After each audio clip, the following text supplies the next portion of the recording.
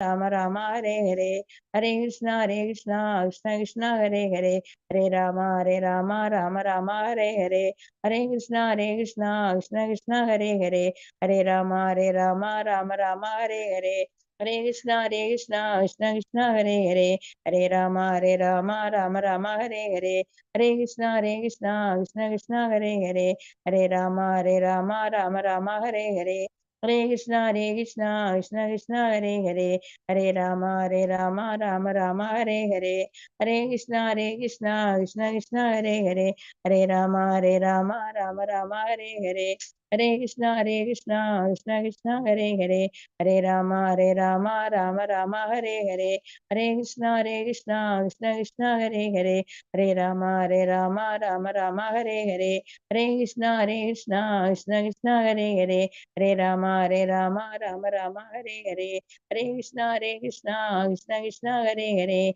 Hare Rama Rama Rama Hare Hare, Hare Krishna Krishna Krishna Hare Hare, Hare Rama Rama Rama Hare Hare, Hare Krishna Krishna Krishna Hare Hare, Hare Rama Rama Rama Hare Hare, Hare Krishna Krishna Krishna Hare Hare, Hare Rama Rama Rama Hare Hare, Hare Krishna Krishna Krishna Hare Hare, Hare Rama Rama Rama Hare Hare, Hare Krishna Krishna Krishna Hare Hare, Hare Rama Rama Rama Hare Hare, Hare Krishna Krishna Krishna Hare Hare, Hare Rama Rama Rama Hare Hare, Hare Krishna Krishna Krishna Hare Hare, Hare Rama Rama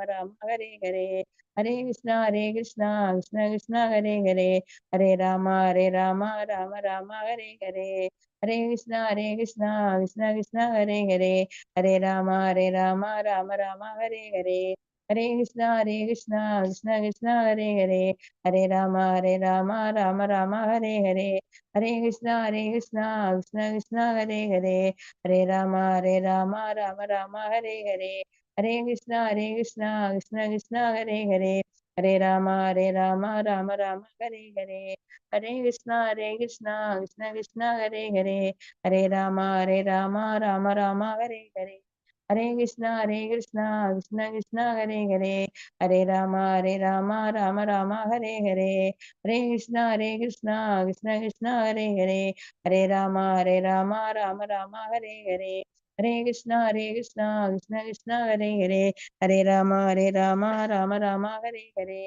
Hare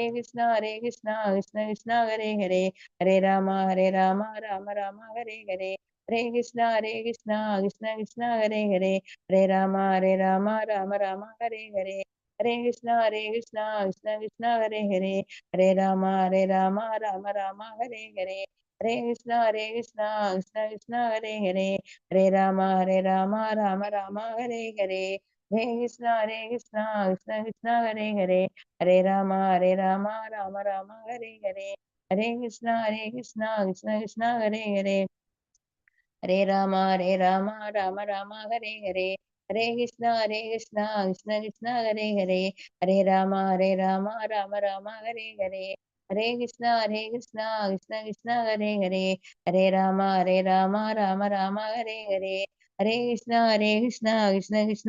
Hare, Hare Rama Rama Hare Hare, Hare Krishna Krishna Krishna Hare Hare, Hare Rama Rama Hare Hare, Hare Krishna Krishna Krishna Hare Hare, Hare Rama Rama Hare Hare, Hare Krishna Krishna Krishna Hare Hare, Hare Rama Rama Hare Hare, Hare Krishna Krishna Krishna Hare Hare, Hare Rama Rama Hare Hare, Hare Krishna Krishna Krishna Hare Hare, Hare Rama Rama Hare Hare, Hare Krishna Krishna Krishna Hare Hare, Hare Rama Rama Hare Hare, Hare Krishna Krishna Krishna Hare Hare, Hare Rama Rama Hare Hare, Hare Krishna Krishna Krishna Hare Hare, Hare Rama Rama Hare Hare, Hare Krishna Krishna Krishna Hare Hare, Hare Rama Rama Hare Hare, Hare Krishna Krishna Krishna Hare Hare,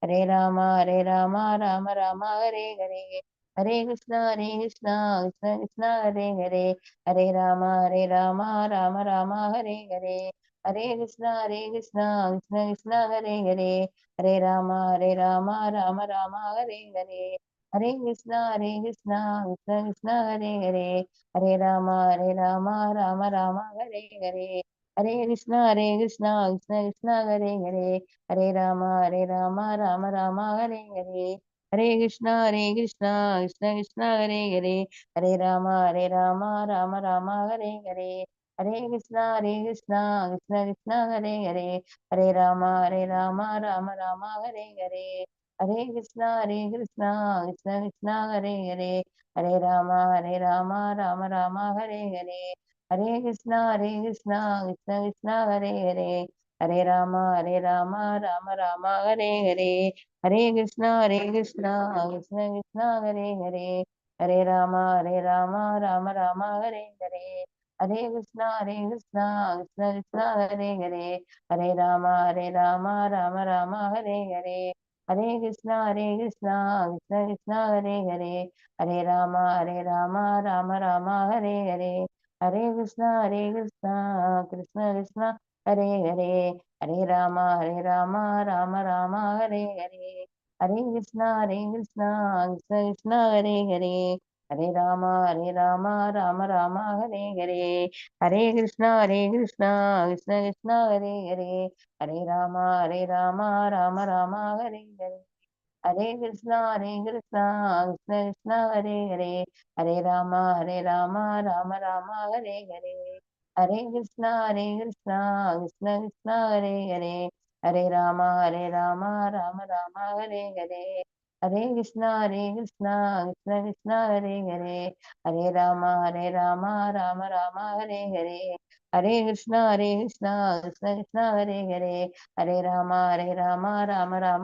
हरे, हरे कृष्णा कृष्णा हरे हरे, हरे राम राम हरे हरे, हरे कृष्णा कृष्णा हरे हरे, हरे राम राम हरे हरे, हरे कृष्णा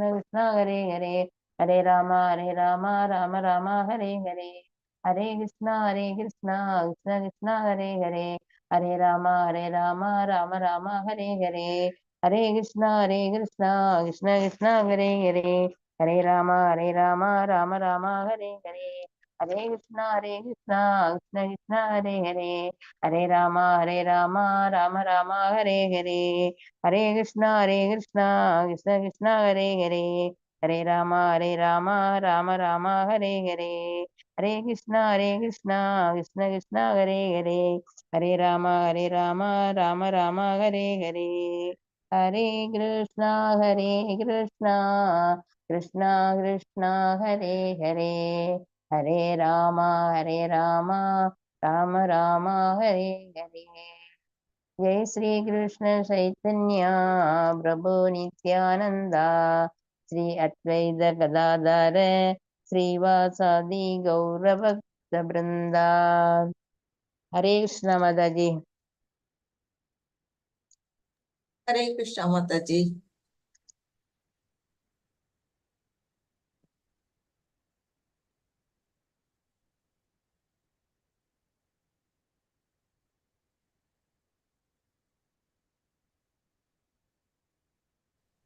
हरे कृष्ण माता जी। हरे कृष्णा माता जी। हरे कृष्ण माता जी। हरे कृष्णा माता जी। हरे कृष्णा माता जी।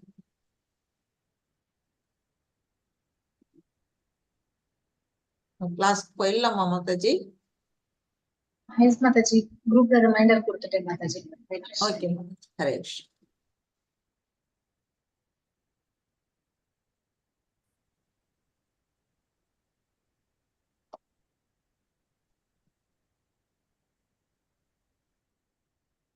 Screen தெரியுதா மாதாஜி?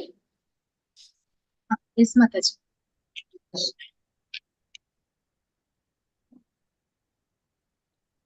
இந்த 3 மணி செஷனுக்கு வந்திருக்கிற devotees எல்லாரையும் வணக்கம் கூறி வரவேற்கிறேன். நம்ம இன்னைக்கு பக்தி யோகத்துல 2வது யோகம் அக்ஷர பிரம்ம யோகம், அதை பத்தி நம்ம பார்க்க போறோம். அதாவது கிருஷ்ணரை அடைதல், பரத்தை அடைதல்னு சொல்லுவாங்க. பகவானை போய் நம்ம ஆன்மா எப்படி அடையுது அப்படிங்கிறத அந்த விஞ்ஞானத்தை பத்தி நம்ம இன்னைக்கு பார்க்க போறோம். அக்ஷர அப்படின்னா அதுக்கு அழிவில்லாதது அப்படின்னு சொல்றாங்க. அக்ஷர அப்படின்னா அழிவுள்ளது, அக்ஷர அப்படின்னா அழிவற்றது. அழிவற்ற எது சொல்றாங்க? பிரம்மா. பிரம்மங்கிறது நம்மளோட ஆன்மா. அந்த ஆத்மா அழிவில்லாத இந்த ஆத்மா பகவானை சென்று அடையிறது. யோகம்ங்கிறது இணைப்பு. அந்த பரம அழிவற்ற இந்த ஆத்மாவானது பகவானை போய் கிருஷ்ணரை போய் எப்படி அடையுது, அதை அடையறதுக்கு என்னென்னலாம் செய்யணும் அப்படிங்கிறத பத்தி இந்த சாப்டர்ல நம்ம பார்க்க போறோம். அதுக்கு முன்னாடி நமக்கு இந்த தளத்தை ஏற்படுத்தி கொடுத்த ISKCON Radha Govinda temple ISKCON Prabhuji அவர்களுக்கு, என்என்டி பிரபுஜி அவர்களுக்கு வணக்கத்தை கூறிட்டு நம்ம பிரணாம்ஸ் பார்த்துட்டு கிளாஸ்க்கு போகலாம். பகவானுக்கு பிரணாம் சொல்லுவோம். ஓம் நமோ பகவதே வாசுதேவாய. ஓம் நமோ பகவதே வாசுதேவாய. ஓம் நமோ பகவதே வாசுதேவாய. ஓம் அஞ்ஞானதிமிராந்தஸ்ய ஞானாஞ்சனசலாக்கயா சக்ஷுருன்மீலிதம் येन तस्मै श्रीगुरवे नमः. श्रीचैतन्यमनोभीष्टं स्थापितं येन भूतले स्वयं रूपा कदा मह्यं ददाति स्वपदान्तिकं. हे कृष्णा करुणा सिन्धु दीनबन्धो जगत्पते गोपेशा गोपिका कान्ता राधा कान्ता नमोस्तुते. दत्तकाञ्चन गौराङ्गी राधे वृन्दावनेश्वरी वृषभानुसुते देवी प्रणमामि हरिप्रिये. वाञ्छाकल्पतरुभ्यश्च कृपासिन्धुभ्यैव च पतितानां पावनेभ्यो वैष्णवेभ्यो नमो नमः. नमो विष्णुपादाय कृष्णपृष्ठाय भूतले श्रीमदे भक्तिवेदान्त स्वामी इति नामिने. नमस्ते सरस्वती देवी गौरवाणी प्रचारिणे निर्विशेष शून्यवादे पाश्चात्यादेशतारिणे. जय श्री कृष्ण चैतन्य प्रभु नित्यानंद श्री अद्वैत गदाधर श्रीवासादि गौर भक्त वृंदा. हरे कृष्णा कृष्ण कृष्ण हरे हरे हरे राम राम राम हरे हरे. हरे कृष्णा कृष्ण कृष्ण हरे हरे हरे राम राम राम हरे हरे. हरे कृष्ण.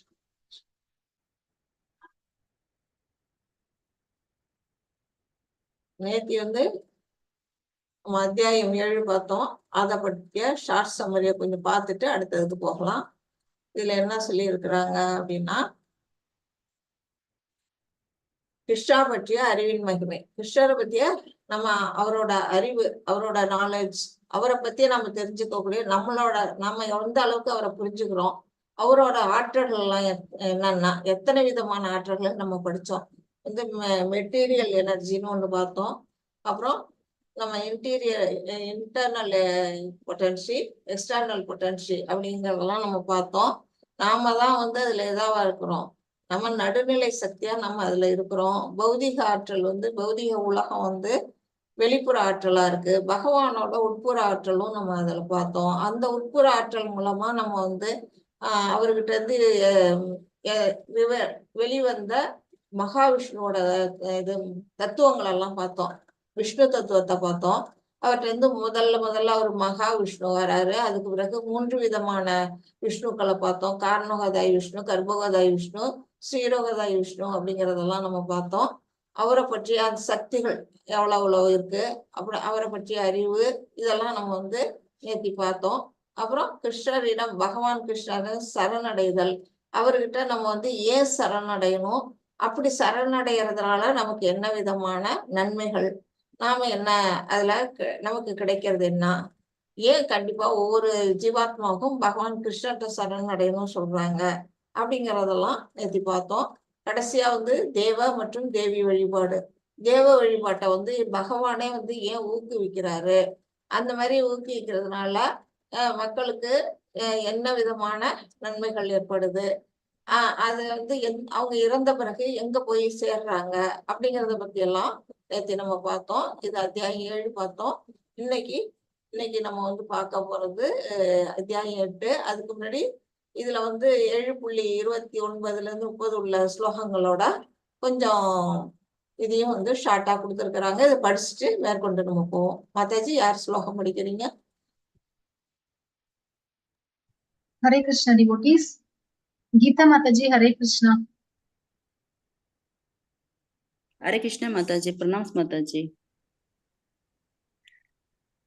படிக்கலாம் மாதாஜி. வாசிச்சுக்கொடுங்க மாதாஜி. pranams Mataji. ஜரா மரண மோக்ஷாய மாம் ஆசித யதந்தி யே தே பிரம்ம தத்விது கிருஷ்ணம் அத்யாத்மம் கர்ம சாகிலம் சாதி பூதாதி தெய்வம் மாம் சாதி யக்ஞம் சாச்சே விதுஹு பிரயாண காலே அபிசா மாம் தே விது யுக்த சேதசா. ஹரே கிருஷ்ண மாதாஜி. ஜரா மரண மோக்ஷாய அப்படின்னா என்ன அப்படின்னா நம்மளோட பிறப்பிறப்பதான் சொல்றாங்க. ஜென்ம மிருத்யு ஜரா வியாதி அப்படின்னு 4 வகையான நிலைகள் நமக்கு வந்து ஏற்படுது. இங்க நம்ம வந்து பிறக்கிறோம், அடுத்தது என்ன செய்யறோம், நமக்கு வந்து நோய் வருது, முதுமை வருது, கடைசியா இறப்பு வருது. இந்த 4 விதமான நிலைகளையும் நம்ம வந்து அடையிறோம். இது எல்லாமே வந்து எங்க நடக்கும் அப்படின்னா நம்மளோட இந்த பௌதிக உடலுக்கு தான் நடக்குது. நம்மளோட ஆத்மாவுக்கு எதுவுமே அது பாதிக்காது. ஆத்மா வந்து என்னைக்கும் நித்தியமானதுன்னு நம்ம ஏற்கனவே படிச்சிருக்கிறோம். இது அத்தனையும் இந்த 4 விதமான நிலைகளும் நம்ம இந்த உடலுக்கு தான் அடையுது. இந்த உடலோட இல்லாம இந்த பௌதிக உலகத்துல மட்டும்தான் இது நிகழும். ஆன்மீக உலகத்துல வந்து என்ன செய்யும், இது எதுவுமே கிடையாது. அங்க போய் மோட்சம் அடைஞ்சவங்களோட நிலைகள்லாம் எப்படின்னா அவங்களுக்கு வந்து இந்த பிறப்பு இறப்பு இருக்காது, வியாதி வராது, அப்புறம் வந்து நோய் வராது, வயது ஏஜ்டு பர்சனா ஆக மாட்டாங்க, என்னைக்கு இளமையா இருப்பாங்க. அப்படிப்பட்ட ஒரு நிலை தான் வந்து வைகுண்ட லோகத்துக்கு போனவங்களோட நிலைகள்லாம் இருக்குதுன்னு சொல்லப்படுது. அது வந்து வேதங்கள்ல எல்லாம் உறுதியா சொல்லி இருக்கிறாங்க. இது யார் ஒருத்தவங்க தெரிஞ்சுக்கிறாங்களோ அவங்கதான் வந்து அறிவுடையவர்கள் அப்படின்னு சொல்லப்பட்டிருக்கு. அந்த அறிவுடையவங்க என்ன செய்வாங்க அப்படின்னா நித்தியமான பக்தி தொண்டுல ஈடுபடுவாங்க.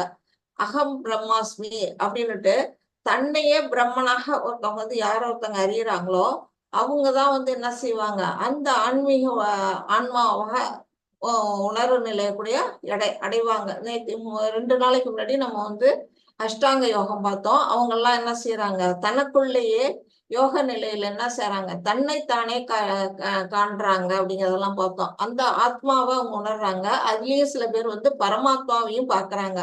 அந்த மாதிரி ஒரு உணர்வு நிலையெல்லாம் ஏற்படுத்திட்டு அவங்க என்ன செய்யறாங்க, இதை விட்டு இந்த பௌதிக உலகத்தை விட்டு விலகி பகவானோட உலகத்தை அடையறதுக்கு போறாங்க. அடுத்தது இதுல என்ன சொல்றாங்க அப்படின்னா பிரயாண காலே ஜமாம். பிரயாண காலே அப்படின்னு இதுல சொல்லப்படுறது வந்து என்னத்த சொல்றாங்கன்னா நம்மளுடைய மரண காலத்தை பத்தி சொல்லப்படுது. நம்ம சாதாரணமா ஒரு ஊருக்கு போறோம்னா கூட பிரயாணம் பண்றோம் அப்படின்னு நம்ம சொல்லுவோம். டிராவல்னு சொல்றோம் இங்கிலீஷ்ல, தமிழ்ல வந்து பிரயாணம்னு தான் நம்ம சொல்லுவோம். அதுதான் இங்க சமஸ்கிருதத்திலயும் சொல்லியிருக்கு. பிரயாண காலேபி ஜமாம் அப்படின்னா இது வந்து நம்மளோட கடைசி பிரயாணம்.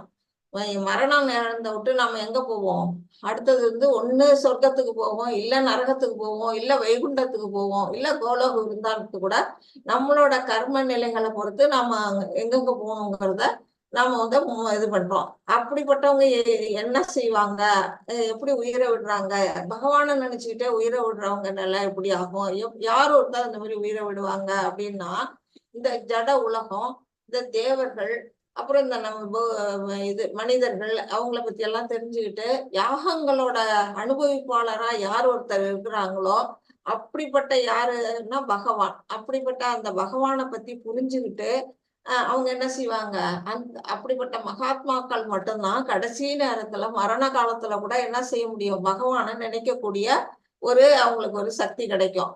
அதுக்கு வந்து யுக்த சேதச அப்படின்னு சொல்றாங்க. அந்த மாதிரி ஒரு நிலையில இருக்கிறவங்களால மட்டும்தான் எங்க செய்யறாங்க, பகவானோட ஆன்மீக உலகமான அந்த கோலோக விருந்தாவனத்தை சென்று அடையிறாங்க. அதுக்கு வந்து என்ன செய்யணும் அப்படின்னா நம்ம வாழ்நாள் பூரா பயிற்சி பண்ணணும் அப்படிங்கிறதுதான் நமக்கு கொடுக்கப்பட்டது. இன்னைக்கு நம்ம என்னன்னு பார்ப்போம். இன்னைக்கு வந்து அத்தியாயம் 8ஓட சம்மரி கொடுத்துருக்குறாங்க. ஃபர்ஸ்ட்ல வந்து 8.1ல இருந்து 8.4 வரையில என்னது பகவான்கிட்ட வந்து அர்ஜுனர் வந்து 8 கேள்விகளை கேட்கிறாரு. அந்த 8 கேள்வி என்னன்னு நம்ம பின்னாடி பார்ப்போம். அப்புறம் இறந்த நேரத்தில் கிருஷ்ணரை நினைவில் கொள்வது, இறக்கக்கூடிய நேரத்துல பகவானை எப்படி நம்ம நினைவுல வச்சுக்க முடியும்? அது நம்ம எல்லாருக்கும் உள்ள சாதாரண சந்தேகம் தான். அது வந்து பகவான்கிட்ட அவர் கேட்கிறாரு. நம்ம இப்பவே நினைச்சுக்கிட்டா இருந்தாதான் அப்பவும் நினைக்க முடியும். அது பயிற்சியால மட்டும்தான் முடியும். அதை பத்தி கேள்விகள் வந்து 8.5ல இருந்து 8.8 வரையிலும் உள்ள ஸ்லோகங்கள்ல சொல்லப்பட்டிருக்கு. அப்புறம் யோக பக்தியினால கிருஷ்ணரை நினைவில் கொள்வது எப்படி? ஒரு யோகியா இருந்து அந்த உயிர் விடுற நேரத்துல அந்த யோகத்துல இருக்கிறவங்களால தன்னோட உயிர் மூச்சை வந்து இந்த புருவங்களுக்கு மத்தியில நிறுத்தி பகவானை நினைக்கிறவங்களால வந்து என்ன செய்வாங்க, அந்த நேரம் பகவானோட உலகத்தை சென்றடைவாங்கங்கிறத பத்தி 8.9ல இருந்து 8.13 வரை உள்ள ஸ்லோகங்கள்ல சொல்லப்பட்டிருக்கு. அப்புறம் தூய பக்தியால் கிருஷ்ணரை நினைவுபடுத்துதல். யாரோ ஒருத்தர் வந்து கிருஷ்ணரை நினைவுபடுத்த முடியும்? பக்தி உடையவங்களால மட்டும்தான் அவரை நினைக்க முடியும். பக்தி இல்லாதவங்க வந்து கேட்கவே வேணாம், அவங்க அதை பத்தி நினைக்கவே மாட்டாங்க, பகவானே இல்லைன்னுவாங்க. அந்த மாதிரி தூய பக்தியால பகவானை எப்படி நினைவுபடுத்துறது அப்படிங்கிறது வந்து 8.14 to 8.16 வரல ஸ்லோகங்கள்ல சொல்லப்பட்டிருக்கு. இதுல கொடுத்திருக்காங்க துக்காலயம் அசாஸ்வதம் அப்படின்னு. துக்காலயம்னா இந்த உலகத்தை தான் துக்காலயம்னு கொடுத்திருக்கிறாங்க. துன்பம் நிறைந்த உலகம். அசாஸ்வதம் அப்படின்னா, சாஸ்வதம்னா நிலையானது, அசாஸ்வதம்னா என்ன, நிலையற்றது. இந்த உலகம் பௌதிக உலகம் என்ன நிலையற்றது அப்படிங்கிறது அந்த பாடல் வரியில அந்த ஸ்லோகத்துல வரும். பொருள் உலகம் மற்றும் ஆன்மீக உலகம், இந்த ஜட உலகம் மற்றும் ஆன்மீக உலகங்களோட விளக்கங்கள், அது வந்து அதை பத்தி விரிவான விளக்கங்களா 8.17 to 8.12ல கொடுத்திருக்கிறாங்க. கிருஷ்ணரை பெறுவதில் தூய பக்தியின் உச்சநிலை. அவரை போய் அடையணும் அப்படின்னா நம்மளோட பக்தியோட உச்சநிலை எப்படி இருக்கும், பகவானை அடையணும்னா நம்ம என்ன செய்யணும் அப்படிங்கிறத பத்தி 8.23 to 8.28 வரை உள்ள ஸ்லோகங்கள்ல கொடுத்திருக்கிறாங்க. இப்ப நம்ம அடுத்தது இவரோட கேள்வி, பகவான்கிட்ட அர்ஜுனன் என்னென்ன கேள்வி கேட்கிறாரு, அதுக்கு என்னென்ன பதில் சொல்றாரு அப்படிங்கிறது இதுல கொடுத்துருக்குறாங்க. ஃபர்ஸ்ட் கேள்வி பிரம்மம் ஆத்மா அப்படின்னா என்ன அப்படின்னு கேட்டிருக்கிறாரு. அதுக்கு வந்து பகவான் வந்து என்ன சொல்லியிருக்கிறாரு, ஜீவன், இது நம்ம ஜீவாத்மா தான் பிரம்மம், அழியாத வாழ்க்கை, அது வந்து ஜீவாத்மாவுக்கு அழிவு கிடையாது அப்படின்னு சொல்லியிருக்கிறாரு. ரெண்டாவது அத்தியாத்மா, உடலின் கட்டுப்பாட்டாளர் அப்படின்னா என்ன அப்படின்னு கேட்டிருக்காரு. ஜீவனோட இயல்பு, சுய இயல்பு என்ன ஜீவனுக்கு என்ன சுய இயல்போ அதுதான் வந்து அத்தியாத்மா அப்படின்னு சொல்லியிருக்கிறாரு. அடுத்தது கர்மா, வேலை அல்லது முடிவு செயல்பாடுகள், கர்மத்தோட செயல்பாடு என்னவா இருக்கும் அப்படின்னு கேட்டிருக்காரு. பொருள் உடலுக்கு வழிவகுக்கும் செயல்கள், நம்ம வந்து என்ன செய்யறோம், இந்த பூமிக்கே திரும்பி வர செயல்களை தான் நாம செஞ்சுட்டு இருக்கிறோம், அததான் இங்க சொல்லியிருக்கிறாரு. அதிபூதா, இதுல வந்து 3 விதமான விஷயங்களை சொல்றாங்க. அந்த 3 விதமான துன்பங்கள் நம்ம அனுபவிக்கிறோம், அதை பத்திய விஷயங்கள்லாம் இதுல வருது இந்த சாப்டர்ல. இது அதிபூதாங்கிறது அதுல ஒண்ணு. பொருள் கையாளுதல், அதாவது பொருள் இயற்கை, இந்த ஜட இயற்கையை தான் அதிபூதா அப்படின்னு சொல்றாங்க. தெய்வா அப்படின்னா உச்ச தேவன் அப்படின்னா என்ன அப்படின்னு கேட்கிறாரு. இதில் அனைத்து தேவதைகளும் அடங்கும் அப்படின்னு பகவான் சொல்றாரு. இதை பத்தி எல்லாம் விரிவா நம்ம பின்னாடி படிப்போம், ஷார்ட்டா சொல்றேன். யக்னா அப்படின்னா என்ன, தியாகத்தை அனுபவிப்பார்னா யாருன்னா அவரு அப்படின்னு கேக்குறாங்க. அவருதான் பரமாத்மான்னு பதில் சொல்றாரு. யக்னா எங்கே வசிக்கிறார், அவரோட எங்க வசிக்கிறார்னா எல்லோரின் அனைவரின் இதயத்திலும் வசிக்கிறார். இறக்கும் நேரத்தில் கிருஷ்ணரை எப்படி நினைவில் கொள்வது அப்படின்னு கடைசியா கேள்வி கேட்கிறாரு. வாழ்நாள் முழுவதும் பயிற்சி, வாழ்நாள் முழுவதும் பகவானையே நினைச்சிட்டு இருக்கிறவங்களாலதான் என்ன செய்ய முடியும், கிருஷ்ணரை வந்து இறக்கும் நேரத்துல கூட நினைக்க முடியும் அப்படின்னு பகவான் சொல்றாரு. இத பத்திய விஷயங்களை நம்ம இப்போ ஒண்ணா பார்ப்போம். ஹரே கிருஷ்ணா மாதாஜி. हरे कृष्ण माताजी। ओम श्री परमात्मने नमः। अथ अष्टमोऽध्यायः अक्षर ब्रह्म योगः। अर्जुन उवाच किं तत् ब्रह्म किम् अध्यात्मम् किं कर्म पुरुषोत्तम अधिभूतं च किं प्रोक्तम् अधिदैवं किम् उच्यते। आदित्यस्य कथं पुत्र तेऽस्मिन् मधुसूदन प्रयाणकाले च कथं ज्ञेयोऽसि नियतात्मापि हरे ஹரே कृष्ण ஹரேஷ். அர்ஜுனன் வினவினான், எம்பெருமானே, உத்தம புருஷரே, பிரம்மன் என்பது என்ன? அத்தியாத்மம் என்பது என்ன? பலநோக்கு செயல்கள் யாவை? இந்த ஜட தோற்றம் என்ன? தேவர்கள் யாவர்? இவற்றை தயவு செய்து எனக்கு விளக்குவீராக அப்படின்னு இதுல என்ன 5 கொஸ்டின் கேட்கிறாரு. இதுல மதுசூதனரே, யாகங்களின் இறைவன் யார்? உடலில் அவர் எவ்வாறு வசிக்கிறார்? பக்தி தொண்டில் ஈடுபடுவோர் உண்மை மரண காலத்தில் எவ்வாறு அறிய முடியும்னு 2வது ஸ்லோகத்துல 3 கேள்வி கேட்கிறாரு. இப்ப இதுல பிரம்மன் என்பது என்ன அப்படின்னு அவர் கேட்டிருக்காரு இல்லையா? பிரம்மனை பத்தி இங்க நமக்கு 3 விதமான பிரம்மன் நிலைகளை பத்தி இவங்க சொல்லியிருக்கிறாங்க. எப்படின்னா, நமக்கு நம்மளோட ஆத்மா இருக்கு இல்லையா, அதுவும் பிரம்மன் தான் சொல்லப்படுது. பிரம்மபூத அப்படின்னு கூட சொல்லுவாங்க. இந்த உலகத்திலேயே முக்தி அடைஞ்ச ஆத்மாக்களா இருப்பாங்க. அதாவது முக்தி அடைஞ்சாங்கன்னா பகவானை பத்திய அறிவு எல்லாம் நிறைஞ்சவங்களை என்ன செய்வாங்க, பிரம்மபூத அப்படின்னு சொல்லுவாங்க. அதனால நம்ம ஆத்மாவுக்கு ஒரு பெயர் பிரம்மன்னு சொல்றாங்க. அப்புறம் நம்மள இந்த ஜட இயற்கை இருக்கு இல்லையா, அந்த ஜட இயற்கையுமே பிரம்மன் அப்படின்னு சொல்றாங்க. அதாவது மகத்தத்துவத்துல இருந்து அந்த பிரம்மன்ல இருந்தான் உலகங்கள்லாம் படைக்கப்படுது. அப்படிங்கிற போது அதுக்கும் பேர் பிரம்மன் தான். 3வதா இங்க பிரம்மன் சொல்லப்படுறது நம்ம ஏற்கனவே 2வது சாப்டர்ல படிச்சோம். பிரம்மன் ரியலைசேஷன் பத்தி படிச்சோம். பகவானோட 3 விதமான நிலைகள். ஒண்ணு ஃபர்ஸ்ட் இருக்கிறதுதான் பிரம்மன் நிலை, அதுதான் பிரம்ம ஜோதின்னு நம்ம சொல்றோம். அடுத்தது எல்லாருடைய மனசுலயும் வாழக்கூடிய பரமாத்மா, அது 2வது நிலை. 3வது முழுமுதற் கடவுளான பகவான், அவருதான் எல்லா விதமான ஆப்புலன்ஸ் நிறைந்தவர். அப்படிப்பட்ட பகவான் அப்படின்னு பிரம்மன் ரியலைசேஷன்லயும் நம்ம பிரம்மன் அப்படின்னு வருது. ஆனா இந்த இடத்துல எந்த பிரம்மனை குறிக்குதுன்னா, நம்மளோட ஆத்மாவை தான் இங்க குறிச்சிருக்கிறாங்க. அந்த பிரம்மன்னா என்ன அப்படின்னுட்டு அர்ஜுனன் இதுல கேள்வி கேட்கிறாரு. இன்னும் பாக்கி இருக்க கேள்விக்கும் பகவான் அடுத்த ஸ்லோகத்துல விளக்கம் கொடுப்பாரு. ஹரே கிருஷ்ணா மாதாஜி. हरे कृष्ण माताजी श्री विद्या माताजी हरे कृष्ण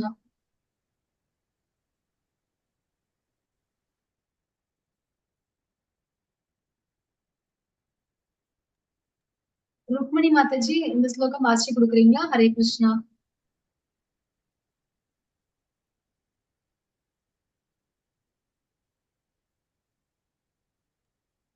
माताजी नाने वासिष्ठं हरे कृष्ण.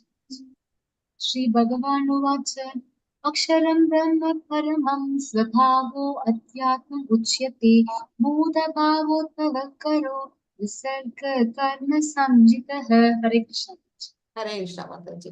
இப்போ நம்மளோட ஜீவாத்மா பிரம்மன் சொல்லப்படுது. பகவானோட அந்த பரமாத்மாவை பரபிரம்மன் அப்படின்னு சொல்லுவோம். இது அதான் ஒரு சின்ன டிஃபரன்ஸ். நம்ம பிரம்மன், அது பரபிரம்மன் அப்படின்னு நம்ம சொல்லப்படுது.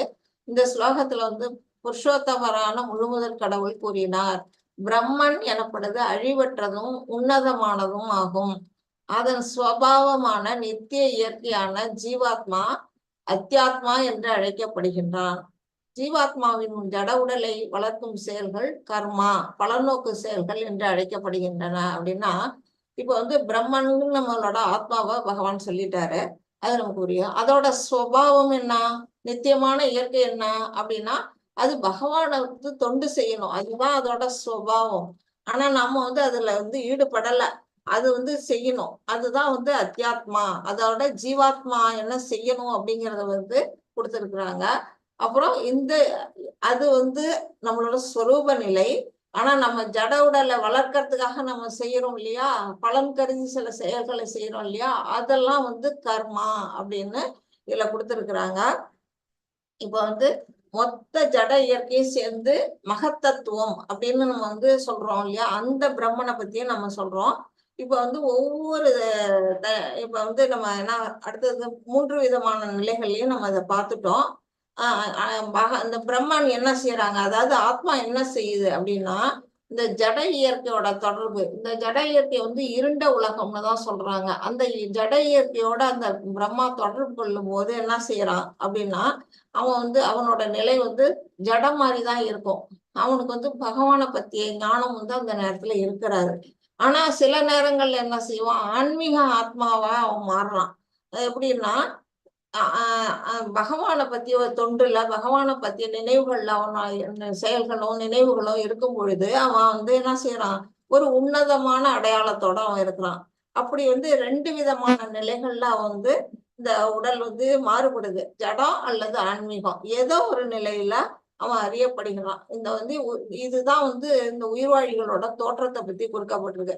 அதனாலதான் வந்து இது வந்து நடுநிலை சக்தின்னு சொல்லப்படுது. ஏன்னா ஒரு நேரம் பௌதிகத்துல இருக்குது, ஒரு நேரம் வந்து ஆன்மீகத்துல இருக்குது. 2லயுமே வந்து முழுசா இருக்குதான்னா இல்ல. அப்படிப்பட்ட நிலையில அந்த மகாத்மான்னு சொல்றோம் இல்லையா, யாரோ ஒருத்தர் 1000த்துல ஒருத்தர் வந்து அந்த மாதிரி மகாத்மாக்கள் வந்து ஆன்மீகத்திலே முழுக்க முழுக்க இருப்பாங்க. கொஞ்சம் கீழ்ப்பட்ட மக்கள் முழுக்க முழுக்க பௌதிகத்திலே இருப்பாங்க.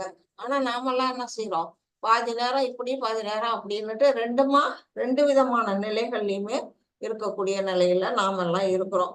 அப்புறம் வந்து என்ன செய்யுது, இதுல வந்து நம்ம இது வந்து நம்ம ஒவ்வொரு உயிர்வாழி என்ன செய்வாங்கன்னா, அவங்க ஏதோ ஒரு பலன் கருதும். இந்த பலன் கருதும் செயல்கள்னு கொடுத்திருக்காங்கல்ல, அந்த பலன் கருதும் செயல்கள் அப்படின்னா அவங்க என்ன செய்வாங்க, தனக்கு ஏதாவது ஒண்ணு காரியம் நடக்கணும் அப்படின்னா ஒரு தேவர்களை வழிபடுறாங்க. தேவர்களை எப்படி வழிபடுறாங்க, யாகம்ங்கிற அந்த முறையில யாகம் செஞ்சு வழிபடுறாங்க. அந்த யாகம் செய்யறதுனால அவங்களோட புண்ணிய பலன் சேர்ந்து அவங்க என்ன செய்வாங்க, இறந்த பிறகு சொர்க்கத்தை சென்று அடையிறாங்க. இது வந்து ஒரு வாழ்க்கை சக்கரம். இந்த வாழ்க்கை சக்கரத்தை பத்தி இதுல கொடுத்துருக்குறாங்க. சொர்க்கத்துக்கு போனவங்க என்ன செய்வாங்க, அவங்களோட புண்ணிய பலன் எல்லாம் எவ்வளவு காலத்துக்கு இருக்குதோ அவ்வளவு காலம் வரையில அவங்க வந்து என்ன செய்வாங்க, அந்த சுகங்களை எல்லாம் அனுபவிச்சுட்டு அது தீர்ந்தோடனே என்ன செய்வாங்க, திருப்பியும் பூமிக்கு வர்றதுக்கு எது வழியா வருவாங்க அப்படின்னா மழை ரூபமா வர்றாங்க.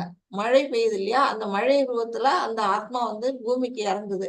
பூமியில வந்து விழுந்த அந்த ஆத்மா என்ன செய்யுது, பயிர்களோட இதுல வந்து உள்ள அந்த வேர்கள வழியா உள்ள போய் தானியமா வருது, வந்து தானியமா விளையுது. அந்த ஆத்மாதான் உள்ளுக்குள்ள இருந்து தானியமா வருது. அந்த தானியத்தை எடுத்து ஒரு மனிதன் வந்து சமைச்சு சாப்பிடுறாங்க. சாப்பிட்ட பிறகு அவனோட இருக்கிற அந்த ஆத்மாவோட விந்து வந்து ஒரு பெண்ணோட கருப்பையில போகும் பொழுது என்ன ஆகுது அப்படின்னா அது அங்க கருவா உருவாகுது. அப்ப மறுபடியும் வந்து கரு உருவாகி குழந்தையா வந்து பிறந்து மறுபடியும் என்ன செய்யறாங்க, இந்த ஜட உலகத்துக்கு வர்றாங்க. ஜட உலகத்துக்கு வர்றாங்க, பறக்குறாங்க, வளர்றாங்க. அப்புறம் வந்து சில செயல்கள் எல்லாம் செய்யறாங்க. மறுபடியும் என்ன பண்றாங்க, புண்ணியத்தை தேடுறாங்க, மறுபடியும் போறாங்க. இதே மாதிரி இது என்னன்னா புனரவி ஜனனம் புனரவி மரணம் அப்படின்னு சுத்தி சுத்தி இதுலயே சுழண்டுகிட்டு இருக்காங்க. இது வந்து வாழ்க்கை சக்கரமா அது என்னது ஒரு சுழற்சியா இருந்துகிட்டு இருக்குது. தவிர இதுல இருந்து அவங்களால விடுபட முடியல. அது விடுபடணும் அப்படின்னா என்ன செய்யணும், அதுக்கான பலனை செய்யணும். அதாவது பலன் கருதிய அந்த கர்மாவை வந்து செய்யக்கூடாது. பலன் கருதாம பகவானுக்காக கடமையா வந்து செயல்களை செய்யணும் அப்படிங்கிறதுதான் இந்த ஸ்லோகத்துல நமக்கு கொடுக்கப்பட்ட கருத்து. ஹரே கிருஷ்ணா மாதாஜி. ஹரே கிருஷ்ணா. அதிபூதம் ஷரோபாவக புருஷாதிதைவதம் அதியஜ்யோஹம் ஏவாத்ர தேகே தேஹத்ருதாம்பர. ஹரே கிருஷ்ணா. ஹரே கிருஷ்ணா. இதுல என்ன சொல்லியிருக்கிறாங்க அப்படின்னா, உடல் பெற்ற ஆத்மாக்களில் சிறந்தவனே எப்போதும் மாறிக்கொண்டுள்ள பௌதீக இயற்கை அதிபூத எனப்படும். அது மாற்றம் அடைஞ்சுக்கிட்டே இருக்கும். இது நம்மளோட உடலை தான் அவங்க சொல்றாங்க. நம்மளோட உடல் வந்து 6 விதமான நிலைகள்ல வந்து கிடக்குது. ஜட உடலுக்கு தான் அந்த மாற்றம், ஆன்மாவுக்கு இல்லைங்கிறத நம்ம புரிஞ்சுக்கணும். இந்த ஜட உடல் என்ன செய்யுது, முதல்ல ஃபர்ஸ்ட் பிறக்குது, அப்புறம் என்ன செய்யுது, வளர்ந்ததுக்கு அப்புறம் சில காலம் வாழ்க்கை, சில காலம் என்ன நிரந்தரமா ஒரு வாழ்க்கை வாழுது. அப்புறம் வந்து இனவிருத்தி, நம்மள்ட்ட வந்து உற்பத்தி ஆகுது, அடுத்த தலைமுறையை உருவாக்குறோம். அப்புறம் உடம்பு என்ன செய்யுது, தளர்ச்சி அடையுது. அது வந்து தேய்தல்னு சொல்லுவாங்க. அப்புறம் என்ன செய்யுது, அழிதல். இந்த மாதிரி வந்து மாறிக்கொண்டே இருக்கிற அந்த ஜட இயற்கைக்கு பேரு அதிபூத அப்படின்னு இதுல பகவான் சொல்லியிருக்கிறாரு. அப்புறம் சூரியன் சந்திரன் போன்ற அனைத்து தேவர்களும் அடங்கிய பகவானின் விஸ்வரூபம் அதி தெய்வ எனப்படும். இப்போ வந்து நம்ம எத்தனை வகையான தேவர்கள், 33 கோடி தேவர்கள் இருக்காங்கன்னு நம்ம சொல்றோம். அந்த மாதிரி அவ்வளவு தேவர்களும் மற்றும் உள்ள அனைத்தும் அடங்கிய பகவானோட விஸ்வரூபம் நம்ம வந்து 11வது சாப்டர்ல படிப்போம். பகவானோட விஸ்வரூபம் அதுல வந்து இந்த உலகமே அவருக்குள்ள அடங்கி இருக்கும். அப்படிப்பட்ட அந்த விஸ்வரூபம் வந்து அதி தெய்வம் அப்படின்னு சொல்லியிருக்கிறாங்க. அடுத்தது மேலும் உடல் பெற்ற அனைத்து ஜீவன்களின் இதயத்திலும் பரமாத்மாக வீற்றிருக்கும் பரமபுருஷனாகிய நான் அதி யஜ்ஞ யாகத்தின் இறைவன் என்று அழைக்கப்படுகிறேன் அப்படின்னு பகவான் சொல்றாரு.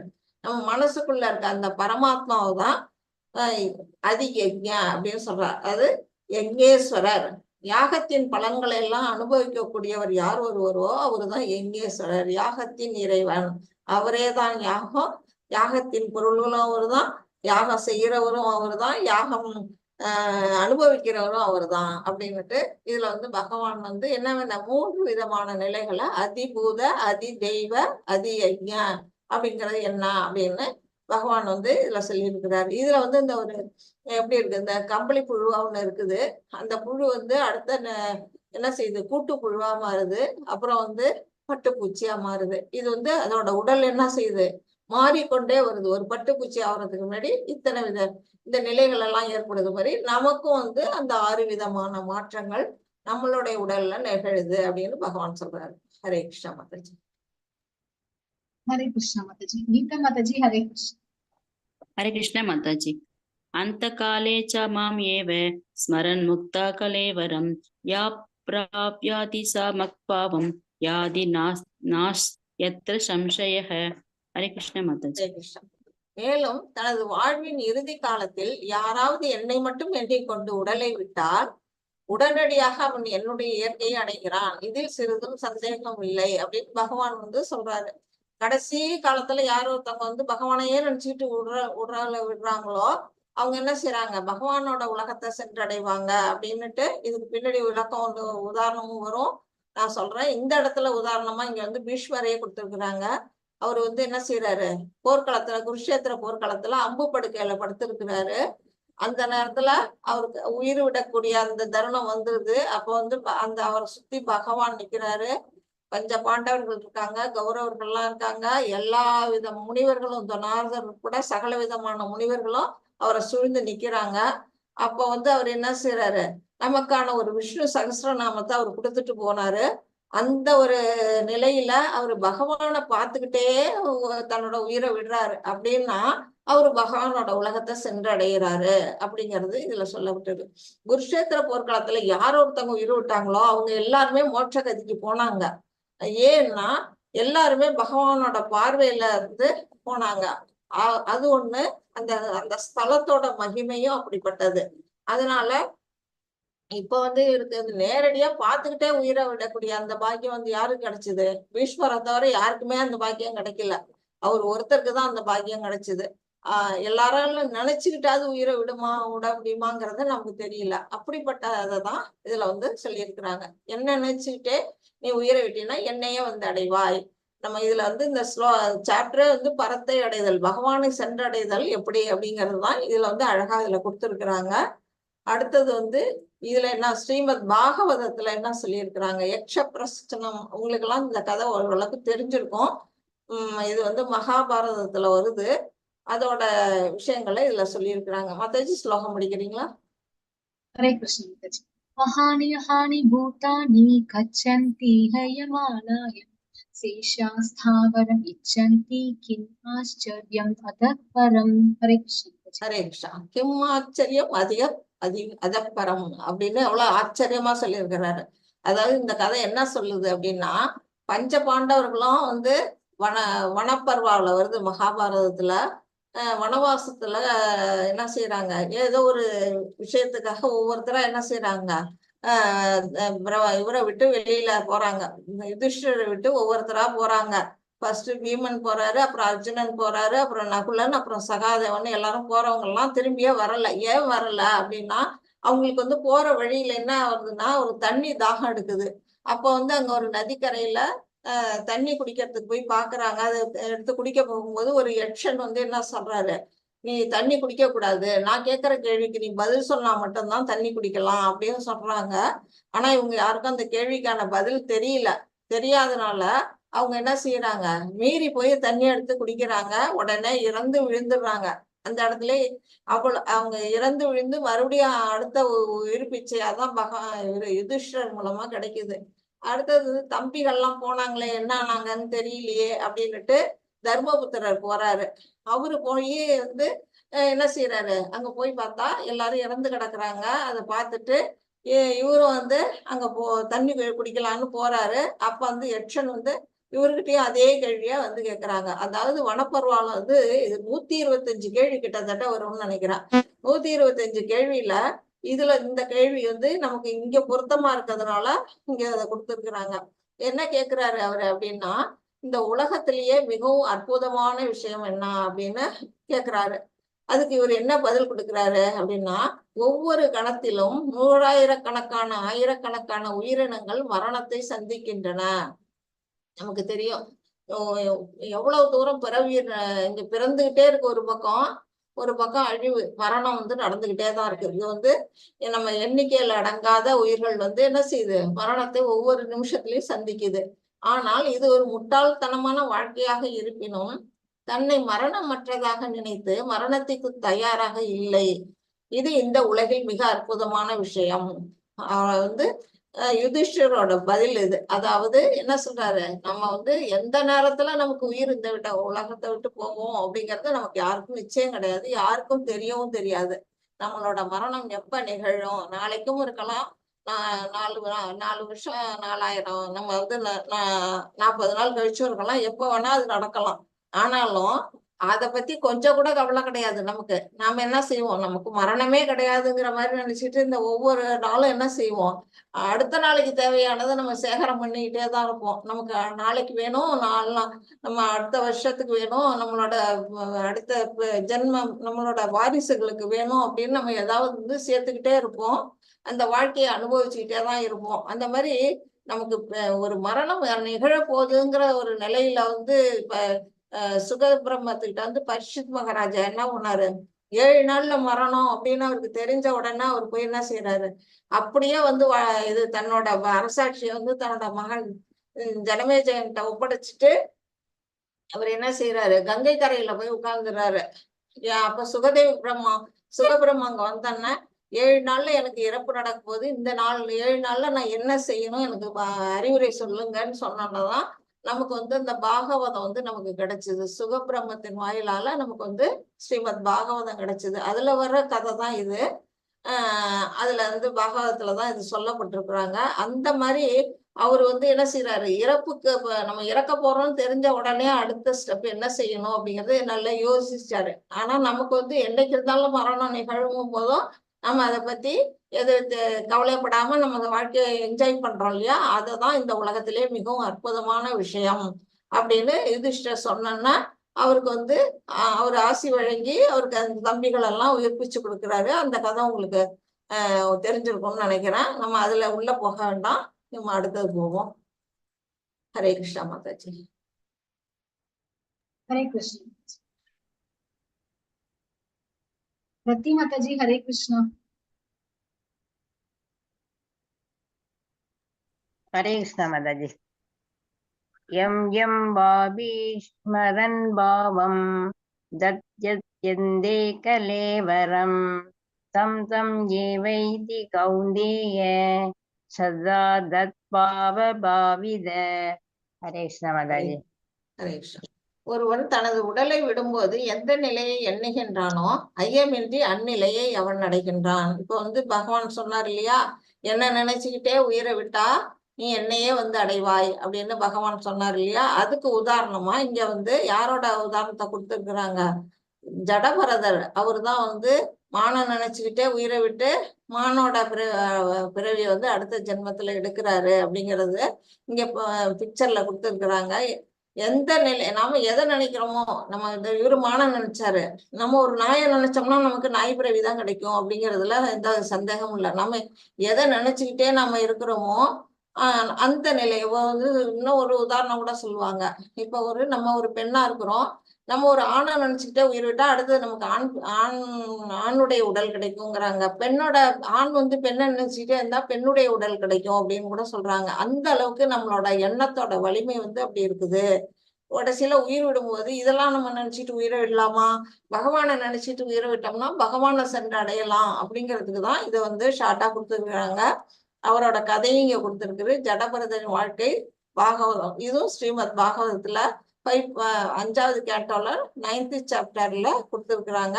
இந்த கதை நான் உங்களுக்கு ஏற்கனவே சொல்லியிருக்கேன். இதுல ஷார்ட்டா பார்த்துருவோம். பரத மகாராஜா வந்து துறவரம் மேற்கொண்டு கானகம் செல்லுதல். அவர் வந்து பெரிய ராஜா, காட்டுக்கு வர்றாரு, துறவு எடுத்துக்கிட்டு தவ வாழ்க்கையில ஈடுபடுறாரு. அப்புறம் வந்து என்ன செய்யறாரு, ஒரு மான் வந்து அவரை டிஸ்டர்ப் பண்ணுது. அதனால மான் தொடர்பால் என்ன பண்றாரு, இறந்ததுக்கு அப்புறம் மான் பிறவியா அவர் எடுக்கிறாரு. இது வந்து அவரோட முன் கதை. இது வந்து 2 பிறவி இதுல போயிடுதா. பரத மகாராஜா ஒரு பிறவி, அடுத்தது மானா பிறக்கிறது 2வது பிறவி. அதுக்கு பிறகு 3வது பிறவியில என்ன ஆறாரு அப்படிங்கிற கதை உங்களுக்கு நான் சொல்லல, சொன்னான்னு தெரியல. இது என்னன்னா, மானின் உடலை துறந்து மீண்டும் மறுபிறவி. இது வந்து 3வது பிறவி அவர் எடுக்கிறாரு. அப்போ வந்து அங்கிரச முனிவரின் பிராமண குலத்தில் அவர் பிறக்கிறார். அங்கிரச முனிவர்ங்கிற ஒரு பிராமணரோட குலத்துல அவர் வந்து பிறக்கிறாரு. அப்போ வந்து என்ன செய்யறாரு, அவருக்கு வந்து அந்த குடும்பத்துல இருக்கிறவோட சூழ்நிலை வந்து அவருக்கு ஒத்து வரல. ஆனா அவர் வந்து ஏற்கனவே நிறைய தவம் புரிஞ்சிருக்கிறாருல, அந்த தவத்தின் வலிமையால அவர் என்ன செய்யறாரு, பகவானை நினைச்சிட்டு தவம் இருக்கணும், நம்ம எப்போதும் நம்ம பகவானை தான் நினைக்கணும் அப்படின்னு நினைக்கிறாரு. அதனால யாருகிட்டையும் எதுவும் பேச மாட்டாரு, கொல்ல மாட்டாரு. அவர் பேரே வந்து ஜடபரதர் அப்படின்னு சொல்லுவாங்க. அந்த மாதிரி இருக்கிறனால அவங்கள குடும்பத்தை விட்டு ஒதுக்கி வந்து என்ன செய்யறாரு, தனியா வந்து ஒரு இடத்துல வாழறாரு. பகவானின் கருணையினால் முற்பிறவி நினைவில் இருந்தது. அவரோட நினைவுல முதல் பிறவி எல்லாம் தெரியுது. அப்ப வந்து அது மாதிரி இருக்கும்போது ஒரு அந்த வழியில வந்து என்ன செய்யறாரு, மன்னர் ரகுகணரின் பல்லக்கை ஜடபரத சுமந்து செல்கிறார். ரகுகணர் அப்படிங்கிற ஒரு ராஜா வந்து அந்த வழியா வரும்போது பல்லக்கு தூக்குறதுல ஒரு ஆளுக்கு வந்து டக்குன்னு ஏதோ காரணத்தினால இல்ல. அதனால 4 பேர் தூக்கணும் இல்லையா, அதுக்கு வந்து ஒரு ஆள் இல்லைன்னா இவரை வந்து கூப்பிடுறாங்க, பல்லக்கு தூக்குறதுக்கு வா அப்படின்னுட்டு. அவரு மகா முனிவர், அவரோட மகிமை தெரியாம அவரை பல்லக்கு தூக்க கூப்பிடுறாங்க. அவரும் வந்து என்ன செய்யறாரு, மறுப்பு சொல்லாம போய் பல்லக்கு தூக்குறாரு. வழியில் எறும்புகள் ஊர்ந்து செல்ல ஜடபரதன் நின்று செல்லுதல். கீழெல்லாம் என்ன செய்யுதுன்னா, அந்த வழியெல்லாம் எறும்பு ஊறிட்டு இருக்கு. எறும்பை பார்த்தோம்னா அதை மிரிச்சு நம்ம கொண்டுடக்கூடாது அப்படின்னு ஒரு அகிம்சை மனசுல இருக்கு. அதனால அவர் என்ன செய்யறாரு, நின்னு போறாரு, இல்ல தாண்டி தாண்டி போறாரு. அப்படி வளைஞ்சு களைஞ்சு கொஞ்சம் பல்லக்கு வந்து என்ன செய்யுது, மேலும் கீழுமா கோணலா ஆடி ஆடிட்டு போகுது. பல்லக்கு கோணலாக சென்றதால் மன்னர் ஜடபரதர் வாக்குவாதம் வந்து, ஏன் வந்து 4 பேரு நல்லா 3 பேரும் ஸ்ட்ரைட்டா நிக்கிறாங்க, இவர் மட்டும் ஏன் குனிஞ்சுக்கிட்டு கோணிக்கிட்டு நடந்துகிட்டு இருக்கிறாரு அப்படின்ட்டு அவருக்கு ராஜாவுக்கு வந்து என்ன செய்யுது, கோபம் வந்துருது. கோபம் வந்தோடனே பல்லக்கை கீழே இறக்க சொல்லி கீழே வந்து அவரை பார்த்து வந்து கேட்கிறாரு, நீ என்ன இப்படி செய்யற, எதனால இப்படி பண்ற அப்படின்னு சொன்னோன்னா, அவருக்கு வந்து அப்போ கூட அவருக்கு வந்து கோபமே வரல. அவர் பாட்டுக்கு அமைதியா இருக்கிறார். நான் இவ்வளவு திட்டுறேன் உன்ன, உனக்கு கோபமே வரலையா அப்படின்னா, நீங்க இந்த உடம்ப தானே திட்டுறீங்க, என்னோட ஆத்மா ஒன்றும் திட்டலையே, அதுக்கு அதனால நான் எதுக்கு வருத்தப்படணும் அப்படின்னு சொல்லும் போதுதான் அவருக்கு என்ன தெரியுது, இவர் ஒரு ஆத்ம ஞானி, இவரை போய் நம்ம வந்து பல்லக்க தூக்க சொல்லிட்டோமே அப்படின்னு வருத்தப்பட்டு அவர்கிட்ட மன்னிப்பு கேட்கிறாரு. ஜடபரதர் மன்னருக்கு ஆத்ம ஞானம் குறித்து புத்திமதி கூறுதல், அப்புறம் ஆத்ம ஞானம் எல்லாம் அவருக்கு வந்து அவரு சொல்றாரு அப்படிங்கிறது இது கதை. இதுல எதனால இந்த கதை இங்க வந்ததுன்னா, இந்த மானை நினைச்சுக்கிட்டே இவர் உயிரை விட்டார் இல்லையா, அதனால மான் பிறவி கிடைக்குது அப்படிங்கிறதுக்காக. அதாவது நம்ம கடைசி காலத்துல எதை நினைச்சிட்டு உயிரை விடுறோமோ அந்த உடல் கிடைக்குது அப்படிங்கிறதுக்காக இந்த கதைய இந்த இடத்துல சொல்லி இருக்கிறாங்க. ஹரே கிருஷ்ணா பத்தச்சு. हरे कृष्ण। तस्मात् सर्वेषु कालेषु माम् अनुस्मरयुत्य च मय्यर्पितमनो बुद्धिः माम् एवैष्यस्य संशयः। हरे कृष्ण। ஹரே கிருஷ்ணா. எனவே அர்ஜுனா, என்னை இந்த கிருஷ்ண உணர்வில் எப்போதும் எண்ணிக்கொண்டு அதே சமயம் உனக்கு விதிக்கப்பட்ட கடமையான போரிடுதலையும் செய்வாயாக. பகவான் என்ன சொல்றாரு, நீ என்னையே நினைச்சிட்டு நீ போய் போர் புரி, நீ போர் செய்ய மாட்டேன்னு அடம்பிடிச்சிட்டு இருக்காரு இல்லையா, அதுக்குன்னா அப்ப என்ன செய்யறாரு, உனக்காக விதிக்கப்பட்ட கடமை என்ன, போர் செய்யறது, அதை போய் நீ போரிடு அப்படின்னு சொல்றாரு. உன்னுடைய செயல்களை எனக்கு அர்ப்பணித்து உன்னுடைய மனதையும் புத்தியையும் என்னில் நிலைநிறுத்துவதன் மூலம் நீ என்னையே அடைவாய் என்பதில் சந்தேகம் இல்லை அப்படின்னு சொல்றாரு. நீ வந்து என்ன செய்யணும், உன்னோட மனசையும் புத்தியும் என் மேல நிலைநிறுத்து, அப்பன்னா நீ என்ன வந்து அடைவ அப்படின்னு பகவான். இது வந்து அர்ஜுனனுக்கு மட்டும் இல்ல, நம்மளுக்கும் சேர்த்துதான் சொல்லியிருக்காரு. நாமளும் வந்து என்ன செய்யணும், ஹரே கிருஷ்ணா மகாமந்திரத்தை தான் நம்ம வந்து எப்போதாலும் சொல்லிட்டே இருக்கணும். அதை செய்யறதுனால நமக்கு அந்த நிலை வந்து கிடைக்கும். அவரை பத்திய நினைப்பு வந்து கிடைக்கும் அப்படிங்கிறது தான் இதுல வந்து அதை பத்தி சொல்றாங்க. Hare Krishna Mataji. Hare Krishna Mataji. Shri Vidya Mataji, Hare Krishna. Hare Krishna Mataji. Apyasa yoga yuktena sestasa nanya-kamina paramam purusham divyam yadi partana chindayana. Hare Krishna Mataji. Hare Krishna. பரமபுருஷ பகவானாக என்னை தியானித்து எப்போதும் தனது மனதை நினைப்பதில் ஈடுபடுத்தி இவ்வழியிலிருந்து சற்றும் பிறழாது பயிற்சி செய்பவன் பார்த்தனே நிச்சயமாக என்னை அடைகிறான் அப்படின்னு நமக்குதான் அது சொல்லியிருக்கிறாங்க. இவன் வந்து எப்படி அவரை நினைக்க முடியும் அப்படின்னு நம்ம யோசிக்கலாம். சதா சர்வகாலமும் அவரை எப்படி நம்மளால யோசிக்க முடியும் அப்படின்னா ஈஸியான ஒரு வழி அதுதான் வந்து ஹரே கிருஷ்ணா மகாமந்திரம். ஹரே கிருஷ்ணா கிருஷ்ண கிருஷ்ணா ஹரே ஹரே ஹரே ராமா ராம ராமா ஹரே ஹரே அப்படின்னு நம்ம வந்து உச்சாரணம் பண்ணும்போது என்ன செய்வோம், அவரை பற்றிய நினைவு வந்து நம்ம மனசுல இருந்து அதாவது உறங்கிட்டு இருக்க அந்த நினைவு வந்து எழுப்பப்படுது. அது வந்து எழுப்புனா அது மட்டும் இல்ல, அந்த ஒலி அதிர்வை வந்து நம்மளோட காதுகள் வந்து நம்ம கேட்கிறோம். நம்ம வந்து மென்மையா உச்சரிக்கலாம். நம்ம சத்தம் போட்டும் சொல்ல வேண்டாம், மனசுக்குள்ளேயும் சொல்ல வேண்டாம். வந்து நம்ம காதுக்கு கேட்கிற அளவுக்கு நம்ம அந்த மகாமந்திரத்தை உச்சரிக்கும் போது அந்த ஒலி அதிர்வுல வந்து நம்ம காது வந்து கேக்குது. இந்த வழிமுறையில என்ன செய்யுது, காது ஈடுபடுது, நாக்கு ஈடுபடுது, நம்மளோட நம்ம மனசுல இருக்க அந்த பரமாத்மாவை நாம நினைவு கூற முடியும் அந்த நேரத்துல. அந்த மாதிரி ஒரு இந்த மகாமந்திரத்தை உச்சரிக்கிறதுல இன்னொரு விஷயம் என்ன அப்படின்னா அந்த மந்திரத்தை உச்சரிக்கும் போது பகவான் வந்து நம்மளுடைய நாவில் வந்து நடனம் ஆடுகிறார் அப்படின்னு வந்து சொல்றாங்க. அந்த அளவுக்கு வந்து பகவான் என்ன செய்யறாரு, அந்த மந்திரத்தோட பவர் வந்து அவ்வளவு தூரம் இருக்கு. அதை நம்ம என்ன செய்யணும், நம்ம வந்து வாயால உச்சரிக்கணும், காதால கேட்கணும், மனசுல வந்து பகவானை நினைவு கூறணும். இந்த மாதிரி ஒரு பயிற்சியை நம்ம வந்து எப்போதும் நம்ம பண்ணிட்டு இருக்கும்போது இதுதான் தியானம், பகவானை பத்திய தியானம் எப்போதும் நினைப்பதில் ஈடுபடுத்து இந்த நிலையிலிருந்து சற்றும் பிறழாது பயிற்சி செய்பவன். இந்த நிலையில இருந்து நம்ம எப்போதும் இடையறாம பகவானை நினைச்சுக்கிட்டு இருக்கிறதுக்கான ஒரு ஈஸியான வழியை நமக்கு இங்க கொடுத்துருக்குறாங்க. அப்படிப்பட்ட நம்மளால என்ன செய்வது, கண்டிப்பா வந்து நம்மளோட நினைவுகள்லாம் கிருஷ்ண உலகத்துல மாறும். நம்ம எல்லாம் என்ன செய்வோம், கிருஷ்ணரோட உலகத்தை சென்றடைவோம். கிருஷ்ணரை போன்ற உடல் அமைப்பு நமக்கு கிடைக்கும். எப்படி கிடைக்கும்னா வைகுண்ட லோகத்துல இருக்கிற அத்தனை ஆத்மாக்களுக்கும் எப்படி இருக்குன்னா 4 கரங்கள் கொண்ட ரூபம் கிடைக்குதான். அங்க இருக்கிறவங்க யாருக்கும் 2 கை கிடையாது, எல்லாருமே பகவான் மாதிரி 4 கரங்கள் இருக்கு. அவரை போலவே விஷ்ணு மாதிரியே இருப்பாங்களாம், மகா விஷ்ணு மாதிரியே. அப்படின்னா என்ன செய்வோம், நம்ம எல்லாம் விஷ்ணு லோகத்தை போய் சென்றடைவோம் அப்படிங்கிறதுதான் இந்த ஸ்லோகம் மூலமா நாம புரிஞ்சுக்கணும். அடுத்தது இதுல வந்து இதுவும் ஸ்ரீமத் பாகவதம். ஸ்ரீமத் பாகவதத்துல தான் நமக்கு வந்து நிறைய வந்து உதாரணங்கள்லாம் கொடுத்துருக்குறாங்க. அது வந்து அதெல்லாம் வந்து ரொம்ப ஆன்மீகமான விஷயங்கள். இதை வந்து நம்ம கண்டிப்பா வந்து என்ன செய்யணும், நம்ம நம்பிக்கையோட இதை நம்ம பின்பற்றணும்னா நமக்கு கண்டிப்பா வந்து என்ன செய்யும், பகவானோட அருள் வந்து கண்டிப்பா கிடைக்கும். இதுல என்ன செய்யறாங்க, ஸ்ரீமத் பாகவதம் 6.1 வந்து என்ன சொல்றாங்க அப்படின்னா, கான்யா குப்ஜய் என்னும் ஊரில் அஜாமிலன் என்றொரு பிராமணன் இருந்தான். இவருதான் இந்த அஜாமிலன்கிறவரு. அவன் என்ன செய்யறான், அவன் நல்ல குலத்துலதான் இருக்கிறான். ஆனாலும் என்ன செய்யறான், இதுல அவனோட தடுமாற்றம் என்னன்னா மதுமயக்கத்தில் இருந்த ஆணும் பெண்ணும் உறவு கொள்வதை அஜாமிலன் பாக்குறாரு. பார்த்தோன்னே என்ன செய்யறாரு, அவரோட குணம் எல்லாம் கெட்டு போயிடுது. அவன் ஒரு வேசியை மனம் புரிந்து பிராமண குணங்கள் அனைத்தையும் இழக்கிறான் அப்படின்னு சொல்லப்படுது. அவரோட தன்மைகள் எல்லாம் இந்த கண்ணு அப்படிங்கிற ஒரு புலன், அந்த சென்சஸ் மூலமா என்ன ஆகுது, அவரோட வாழ்க்கையே வீணா போகுது. அந்த புலனை அவர் கட்டுப்படுத்தி இருந்தாருன்னா என்ன செஞ்சிருக்கலாம், வாழ்க்கையில வீழ்ச்சி அடைய மாட்டாரு.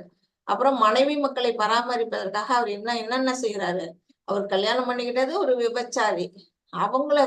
அது மூலமா நிறைய குழந்தைகள் பிறக்குறாங்க. அவங்கள காப்பாத்துறதுக்கு அவருக்கு பணம் இல்லை. ஏன்னா ஏற்கனவே பிராமணனா இருந்தவர் எந்த வித தொழிலும் தெரியாது அவருக்கு. வேதங்களை படிச்சு வேதங்களை சொல்றதுதான் தெரியும். இப்ப என்ன செய்யறாரு, கொலை செய்யறாரு. போற வர்றவங்களெல்லாம் என்ன வழிபோக்கர்களை கொலை செய்யறது, கொள்ளையடிக்கிறது, சூதாடுறது, ஏமாத்துறது, இந்த மாதிரி என்னென்ன வகை பாவம் எல்லாம் இருக்குதோ அத்தனை பாவங்களும் இவர் என்ன செய்யறாரு, ஈடுபடுறாரு. அது மாதிரி இருக்கும்போது தன்னோட வாழ்வில் 88 ஆண்டுகளை இந்த மாதிரி கழிச்சிடுறாரு. அதாவது பாவத்திலேயே அவரோட வாழ்க்கை முறை கழிஞ்சிடுது அப்படின்னு இதுல சொல்லப்பட்டிருக்கு. அடுத்தது அவருக்கு 10 மகன்கள் இருந்தாங்க, 10 குழந்தைங்க இருக்கிறாங்க. கடைசி மகனோட பெயர் நாராயணன். அவருக்கு வந்து ஏதோ ஒரு புண்ணியத்துல வந்து நாராயணங்கிற பேரை அவர் வச்சிருக்கிறாரு. அந்த குழந்தையின் மழலை பேச்சாலும் நடை அழகாலும் அவன் மீது அஜாமிலன் அதிக பற்று கொண்டான். அந்த குழந்தை மேல இவருக்கு ஒரு அதிக பாசம். அப்ப வந்து என்ன செய்யறாரு, அன்பின் மிகுதியால் அக்குழந்தை எப்போதும் கொஞ்சி குழாவி நாராயணா இங்கே வா, நாராயணா இதை சாப்பிடு அப்படின்னு எப்ப பார்த்தாலும் அவரோட பேரை, அந்த குழந்தையோட பேரை சும்மா சும்மா வந்து உச்சரிச்சுட்டு இருக்காரு. தெரிஞ்சோ தெரியாமலோ பகவான் நாராயணனா அவர் கூப்பிட்டுக்கிட்டே இருக்கிறாரு. அவனோட நினைவாகவே வாழ்ந்துகிட்டு இருக்கிறாரு. கடைசி மட்டும் வாழ்ந்துகிட்டு இருக்கிறாரு. தனக்கு மரணம் நெருங்குவதை கூட அவன் உணரவில்லை. அவருக்கு வந்து மரணம் நெருங்குறது கூட அவருக்கு தெரியல. அந்த மாதிரி நிலையில ஒரு நாள் அஜாமிலன் பயங்கரமான தோற்றத்துடன் கூடிய யமதூதர்கள் கையில் பாசக்கயிற்றுடன் வருவதை கண்டான். அப்ப வந்து மரண நேரத்துல யார் வரா, யமதூதர்கள்லாம் வர்றாங்க. அது வந்து அவர் கண்ணுக்கு தெரியுது. தெரியறதுனால பயம் வந்துருது அவருக்கு. கலக்கமடைந்து அவன் என்ன செய்யறான், நாராயணா அப்படின்னு பலமா கத்துறாரு. யார கூப்பிடுறாரு, அவர் தன்னோட பையனை தான் கூப்பிடுறாரு. ஆனா அங்க இருக்க வைகுண்டத்துல இருக்க நாராயணன் என்ன செய்யறாரு, தன்னைதான் கூப்பிடுறாரு. அவர்தான் காத்துட்டு இருக்கிறாரு, எப்போ நம்ம வந்து ஆத்மாக்கள்லாம் நம்மளை தேடும், நம்மளை கூப்பிடும்னு. அதனால என்ன செய்யறாரு, அந்த அஜாமிலன் வந்து பகவானுடைய தெய்வீக நாமத்தை பயத்தின் காரணமாக உச்சரித்த போதிலும் அது குற்றமின்றி இருந்ததால் உடனடியாக விஷ்ணு தூதர்கள் அங்கே வந்து அஜாமிலனின் உயிரை பிரிப்பதிலிருந்து யம தூதர்களை தடுத்தனர். அவங்க என்ன செய்யறாங்க, விஷ்ணு தூதர்கள்லாம் வந்துடுறாங்க அந்த இடத்துக்கு. அவரோட உயிரை பிரிக்கிற அந்த செயலை வந்து யமதூதர்கள்ட்ட வந்து என்ன செய்யறாங்க, தடுக்கிறாங்க. செய்யக்கூடாது, உயிர் எடுக்கக்கூடாது, அந்த உயிரை எங்களுக்கு சொந்தம், நாங்க விஷ்ணு உலகத்துக்கு கொண்டு போகணும் அப்படின்னு தடுக்கிறாங்க. இங்க வந்து யமதூதர்களுக்கும் விஷ்ணு தூதர்களுக்கும் இடையிலான வாத பிரதிவாதங்கள், ரெண்டு பேருக்கும் சண்டை நடக்குது. அப்ப வந்து என்ன செய்யறாங்க, அப்பனா எங்க ராஜா கிட்ட போவோம் அப்படின்னு யமதூதர்கள் என்ன செய்யறாங்க, யமராஜரைய அழைச்சிட்டு அங்க கொண்டு போறாங்க. உயிரை எடுத்துக்கிட்டு அங்க போறாங்க. அப்ப யமதூதராஜர் என்ன செய்யறாரு, யமதூதர்களுக்கு வந்து அறிவுரை சொல்றாரு. நீ என்னைக்கும் வந்து விஷ்ணு பக்தர்கள் அவர் கிட்டக்கவே நீ போக கூடாது, யாரும் ஒருத்தவங்க விஷ்ணு பக்தரோ அந்த பக்கம் நீ போக கூடாது அப்படின்னு அவங்களுக்கு அறிவுரை சொல்றாரு. பக்தர்களுக்கு பாதுகாப்பு எதனால, பகவானோட நாமத்தினால. பாவத்தை அழிக்கும் ஹரிநாமம் நம்மளோட பாவங்கள் எல்லாம் வந்து என்ன செய்யுது, இருக்கிற இடம் தெரியாம கரைச்சிடுது. அந்த ஹரிநாமத்துக்கு அத்தனை மகிமை இருக்குது அப்படிங்கிறது நமக்கு தெரிஞ்சதுன்னா நம்ம எல்லாம் வந்து ஹரே கிருஷ்ணா மகாமந்திரத்தை எவ்வளவு தரம் சொல்லணும் அப்படிங்கிறத நீங்க எல்லாம் புரிஞ்சுங்க. அப்படிப்பட்ட ஒரு ஹரிநாமத்தோட சிறப்பு அவருக்கு வந்து என்ன செய்யுது, யமராஜரிடம் இருந்து பாதுகாப்பு கிடைக்குது. அவர்கிட்ட இருந்து என்ன செய்யறாங்க, பாதுகாப்பு கொடுத்து விஷ்ணு தூதர்கள் அவங்கள கொண்டு போறதுக்கு வந்துட்டாங்க. இதுல வந்து யமதூதர்களும் விஷ்ணு தூதர்களுக்கும் இடையே நடந்த சொற்பொழிவை கேட்ட பிறகு இதெல்லாம் கேட்டுக்கிட்டு இருக்காரு யாரு, அஜாமிலன். கேட்டுக்கிட்டு இருக்கும்போது உயிர்களுக்கும் முழுமுதற் கடவுளுக்கும் இடையேயான உறவை பற்றி தெய்வீக மத கோட்பாடுகளை புரிந்து கொள்ள முடியாது. உயிர்வாழிகளுக்கும் பகவானுக்கும் உள்ள சம்பந்தங்களை பத்தி அவர் இப்பதான் புரிஞ்சுக்கிறாரு. புரிஞ்சுக்கிட்டு அவர் இப்போது ஒரு முழுமையான தூய பக்தரா மாறுறாரு. மாறணும்னா எனவே அவர் செய்த பாவ செயல்கள் அனைத்தையும் நினைவுபடுத்த முடிந்தது. அவர் என்னென்ன பாவம், கொலைய கொட்டலை என்னென்ன செஞ்சாரோ அதெல்லாம் அவர் வந்து யோசிக்கிறாரு. யோசிச்சுட்டு இது செய்ததற்காக மிகவும் வருத்தப்படுறாரு. அப்புறம் ஹரிபக்தி நெறியில் வாழ்ந்து பின் வைகுண்டம் விமானம் ஏறி வைகுண்டம் அடைந்தார். அப்படின்னா வாழ்நாள் பூரா ஒருத்தன் பாவம் செய்யறவன் வந்து ஹரிநாமத்தை சொல்றதுனால பகவானை சென்றடைய முடியுமா அப்படின்னு நமக்கெல்லாம் ஒரு சந்தேகம் வரும். ஆனா இது வந்து பாகவதத்துல சொல்லப்பட்டிருக்கிறதுனால நம்ம அதை ஏத்துக்கணும். அந்த அந்த அளவுக்கு அந்த ஹரிநாமத்தோட ஒரு பலம் இருக்கு அப்படிங்கறத புரிஞ்சுக்கிட்டு நாமளும் அந்த பின்பற்றுவோம். ஹரே கிருஷ்ணா மாதாஜி. हरे कृष्ण माताजी। कविं पुराणं मनुषासितारम् अनुरणीयांसम् अनुस्मरेत्यः सर्वस्य दातारम् अचिन्त्य रूपम् आदित्यवर्णं समसत्परस्तात्। हरे कृष्ण माताजी। ஹரே கிருஷ்ணா. இதுல வந்து பகவானோட பற்றிய பெருமைகள் எல்லாம் இந்த ஸ்லோகத்துல சொல்லி இருக்கிறாங்க. எல்லாம் அறிந்தவர், அவருக்கு தெரியாது எதுவுமே கிடையாது. மிகவும் பழமையானவர், அவரு தான் இந்த உலகத்தோட ஆதி மூலம். அவருதான் ஒரு கஜேந்திரன் கூட ஆதி மூலமே அப்படின்னு தான் சொல்லி அழைச்சது.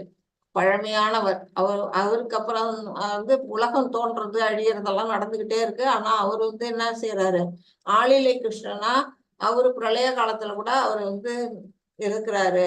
அப்புறம் கட்டுப்படுத்துபவர், இந்த உலகங்கள் எல்லாம் கட்டுப்படுத்துபவரும் அவர் தான். அணுவை விட சிறியவர், அணுவை விட சிறியவர்ங்கிற நம்ம வந்து எப்படி சொல்றோம் அப்படின்னா நம்ம செகண்ட் சாப்டர்ல நம்ம ஆத்மாவோட அளவை பார்த்தோம். அது வந்து நம்மளோட முடியோட நுனியில 10,000த்துல 1 பங்கு தான் அந்த ஆத்மாவோட அளவுன்னு நம்ம பார்த்தோம். அது வந்து ஒரு மைக்ரோஸ்கோப்பி வச்சு பார்த்தா கூட நம்மளால கண்டுபிடிக்க முடியாது. அந்த அளவுக்கு நுண்ணியமா அணு அணு மிக சிறிய துகளாட்டம் அது இருக்குது நம்மளோட ஆத்மா அப்படின்னு படிச்சோம். அந்த ஆத்மாவுக்குள்ளேயும் அந்த ஆத்மாவோட மனசுக்குள்ளேயும் போய் யார் இருக்கிறார்? பரமாத்மா இருக்கிறாரு. அப்படின்னா அதுக்குள்ள உள்ள நுழைய அளவுக்கு கூடிய அவர் சிறியவர்னா அவ்வளவு என்ன அவ்வளவு சிறியவற்றில் சிறியவர் அப்படிங்கிறதுல இது வந்து புரிஞ்சுக்கணும். எல்லாவற்றையும் பராமரிப்பவர் அவர்தான். நம்மளை வந்து காக்கும் கடவுளா இருந்து என்ன செய்யறாரு? நமக்கு தேவையானதெல்லாம் கொடுத்து நம்மளை வந்து காப்பாற்றிக்கிட்டு இருக்கிறாரு. அடுத்தது இந்த பௌதீக கருத்துக்களுக்கு அப்பாற்பட்டவர். இந்த உலகங்கள் எல்லாம் படைச்சவர் அவர் தான். ஆனா அதுக்கும் அவருக்கும் எந்தவித சம்பந்தமும் இல்லை. நம்மளை வந்து ஃப்ரீவெல்லா ஆக்கிட்டாரு, நீ போய் வாழ்ந்துக்கோ அப்படின்னுட்டு. அதுக்கெல்லாம் அப்பாற்பட்டு அவர் எட்டி இருந்து பார்த்துக்கிட்டு இருக்கிறாரு. புரிந்து கொள்ள முடியாதவர். யாரையாவது அவரை பத்தி புரிஞ்சுக்க முடியுமா அப்படின்னா ஒண்ணுமே. ஒவ்வொருத்தர் ஒவ்வொரு கருத்து சொல்லுவாங்க பகவானை பத்தி கேட்டா. ஏன்னா அவரு மகாத்மாக்களால கூட புரிஞ்சுக்க முடியாது, தேவர்களால கூட புரிஞ்சுக்க முடியாது. அப்படின்னா நாமெல்லாம் ரொம்ப கீழ்நிலையில இருக்கக்கூடிய நம்ம அந்த ஆத்மாக்களால அவரை புரிஞ்சுக்கிறது ரொம்ப ரொம்ப கடினம். ஆனா யாரோ ஒருத்தரால புரிஞ்சுக்க முடியும், தூய பக்தர்களால புரிஞ்சுக்க முடியும். அவங்களுக்கு வந்து அவர் வந்து தன்னை வெளிப்படுத்துவார். அப்படிங்கிறதுல இருந்து நம்ம பகவானோட அசிந்திய சக்தியை நம்ம புரிஞ்சுக்கணும். அவரோட அசிந்திய சக்திக்கு அளவே கிடையாது. எல்லையற்ற இது ஆற்றல்கள் உடையவர், ரூபமுடைய நபர். அப்படின்னா இதுல இருந்து என்ன தெரியுது? இவர் வந்து இவருக்கு ஒரு ரூபம் இருக்கு, உருவம் இருக்கு. இவரு he's a person, not a energy அப்படின்னு தெரிஞ்சுக்கணும். சில பேர் அருவவாதிகள் என்ன செய்யறாங்க? அவருக்கு ரூபம் கிடையாது, அவருக்கு உருவம் கிடையாது, மாயை அப்படின்னு எல்லாம் சொல்றாங்க இல்லையா? அவரு ஒரு பர்சன். நம்மள மாதிரி புலன்கள் இருக்காது, அவருக்கு ஆன்மீக புலன்கள் இருக்குது. ஆனா அவர் ஒரு பர்சன் அப்படிங்கிறத நம்ம இதுல இருந்து தெரிஞ்சுக்கலாம். சூரியனை போன்று பிரகாசமானவர். இது வந்து கோடி கோடி சூரியன் பார்த்தாலுமே அந்த அவரோட பிரகாசத்துக்கு ஈடா வராது அப்படின்னு பிரம்ம சமீதல் எல்லாம் வரும். அந்த அளவுக்கு ஒளி மிகுந்தவர் அவர்கிட்டதுனாலதான் வைகுண்ட லோகங்கள்லாம் பிரகாசமா இருக்குது அப்படிங்கிறத நம்ம படிப்போம். அப்புறம் ஜட இயற்கை கடந்த உன்னதமானவர், இந்த ஜட இயற்கைக்கு அப்பாற்பட்டவர் என்று பரமபுருஷரை ஒருவன் தியானம் செய்ய வேண்டும். இந்த நிலைகள் எல்லாம் நம்ம மனசுல நினைச்சுதான் பகவானை எப்படி நம்ம தியானம் பண்ணணும் அப்படிங்கிறதுக்காக நமக்கு இந்த ஸ்லோகங்கள்ல கொடுத்துருக்குறாங்க. அவரே வந்து என்ன செய்யறாரு? ஒவ்வொரு விராட் ரூபத்துல வந்து என்ன செய்யறாரு? பெரியவற்றில் பெரியவரா இருக்காரு, சிறியவற்றில் சிறுவர். நம்ம பார்த்தோம் இல்லையா? விராட் ரூபம் வந்து விஸ்வரூபம் எடுக்கும் போது அவர் வந்து பெரியவர்கள்லாம் பெரியவர். அவரோட தலை எங்க இருக்கு, பாதம் எங்க இருக்குன்னுட்டு அர்ஜுனனால பார்க்க முடியல. அப்படிப்பட்ட ஒரு விராட் ரூபத்தை எடுக்கிறாரு. வாமன ரூபத்துல என்ன செய்யறாரு? விண்ணை மண்ணி 2 கால்ல வந்து அளக்குறாரு, திருவிக்ரமூர்த்தியா வந்து நிக்கிறாரு. அத மாதிரி அவரோட சக்திகள் வந்து எல்லையற்ற இது. இந்த மாதிரி இதெல்லாம் நம்ம என்ன செய்யணும்? நமக்கு பிடிச்ச வகையில நம்ம கிருஷ்ணரையோ கோவிந்தரையோ இல்ல வாமனரையோ இல்ல நரசிம்மரையோ ராமரையோ நமக்கு எந்த உருவம் பிடிக்குதோ அந்த உருவத்தை மனசுல ஏற்படுத்தி நாம என்ன செய்யணும்? தியானம் பண்ணணும். வந்து நமக்கு உருவம் இல்லாத ஒரு அருவத்தை வந்து நம்மளால தியானம் பண்ண முடியுமா அப்படின்னா முடியவே முடியாது, கஷ்டம். நம்ம மனசுல எந்த ஒரு உருவமும் இல்லைன்னா எதை வச்சு நம்ம வந்து அவரை தியானிக்க முடியும்? அதனால நமக்கு பிடிச்ச ஒரு உருவத்தை வந்து நம்ம மனசுல நிலைநிறுத்தி, அதுவுமே நிக்கிறது கடினமான விஷயம்தான். நாம கஷ்டப்பட்டு அவரோட உருவத்தை நம்ம மனசுல நினைச்சு தியானம் பண்ணணும் அப்படிங்கிறது இந்த ஸ்லோகத்துல கொடுத்திருக்கிறாங்க.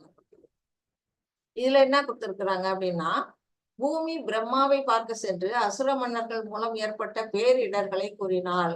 அது வந்து இது கிருஷ்ணர் துவாபர யுகத்துக்கு முன்னாடி, கிருஷ்ணர் தோன்றதுக்கு முன்னாடி நடந்த ஒரு நிகழ்வு இது. அசுரர்கள்லாம் நிறைஞ்சிட்டாங்க. உலகம் வந்து என்ன செய்யுது? தீயவர்களால வந்து தீயவர்களின் கூட்டத்தினால பூமி பாரம் தாங்க முடியல. அதனால பூமி தேவி என்ன செய்யறாங்க? பிரம்மா கிட்ட போய் பிரார்த்தனை பண்றாங்க. எப்படி போறாங்க? பூமி பசு வடிவம் பெற்று பிரம்மாவின் முன் தன் கண்களில் கண்ணீர் வடித்தாள். ஒரு பசு உருவம் எடுத்துக்கிட்டு போய் பிரம்மாவை பார்த்து தன்னோட கஷ்டங்கள் எல்லாம் அவங்க சொல்றாங்க. அப்ப வந்து என்ன செய்யறாரு பிரம்மா?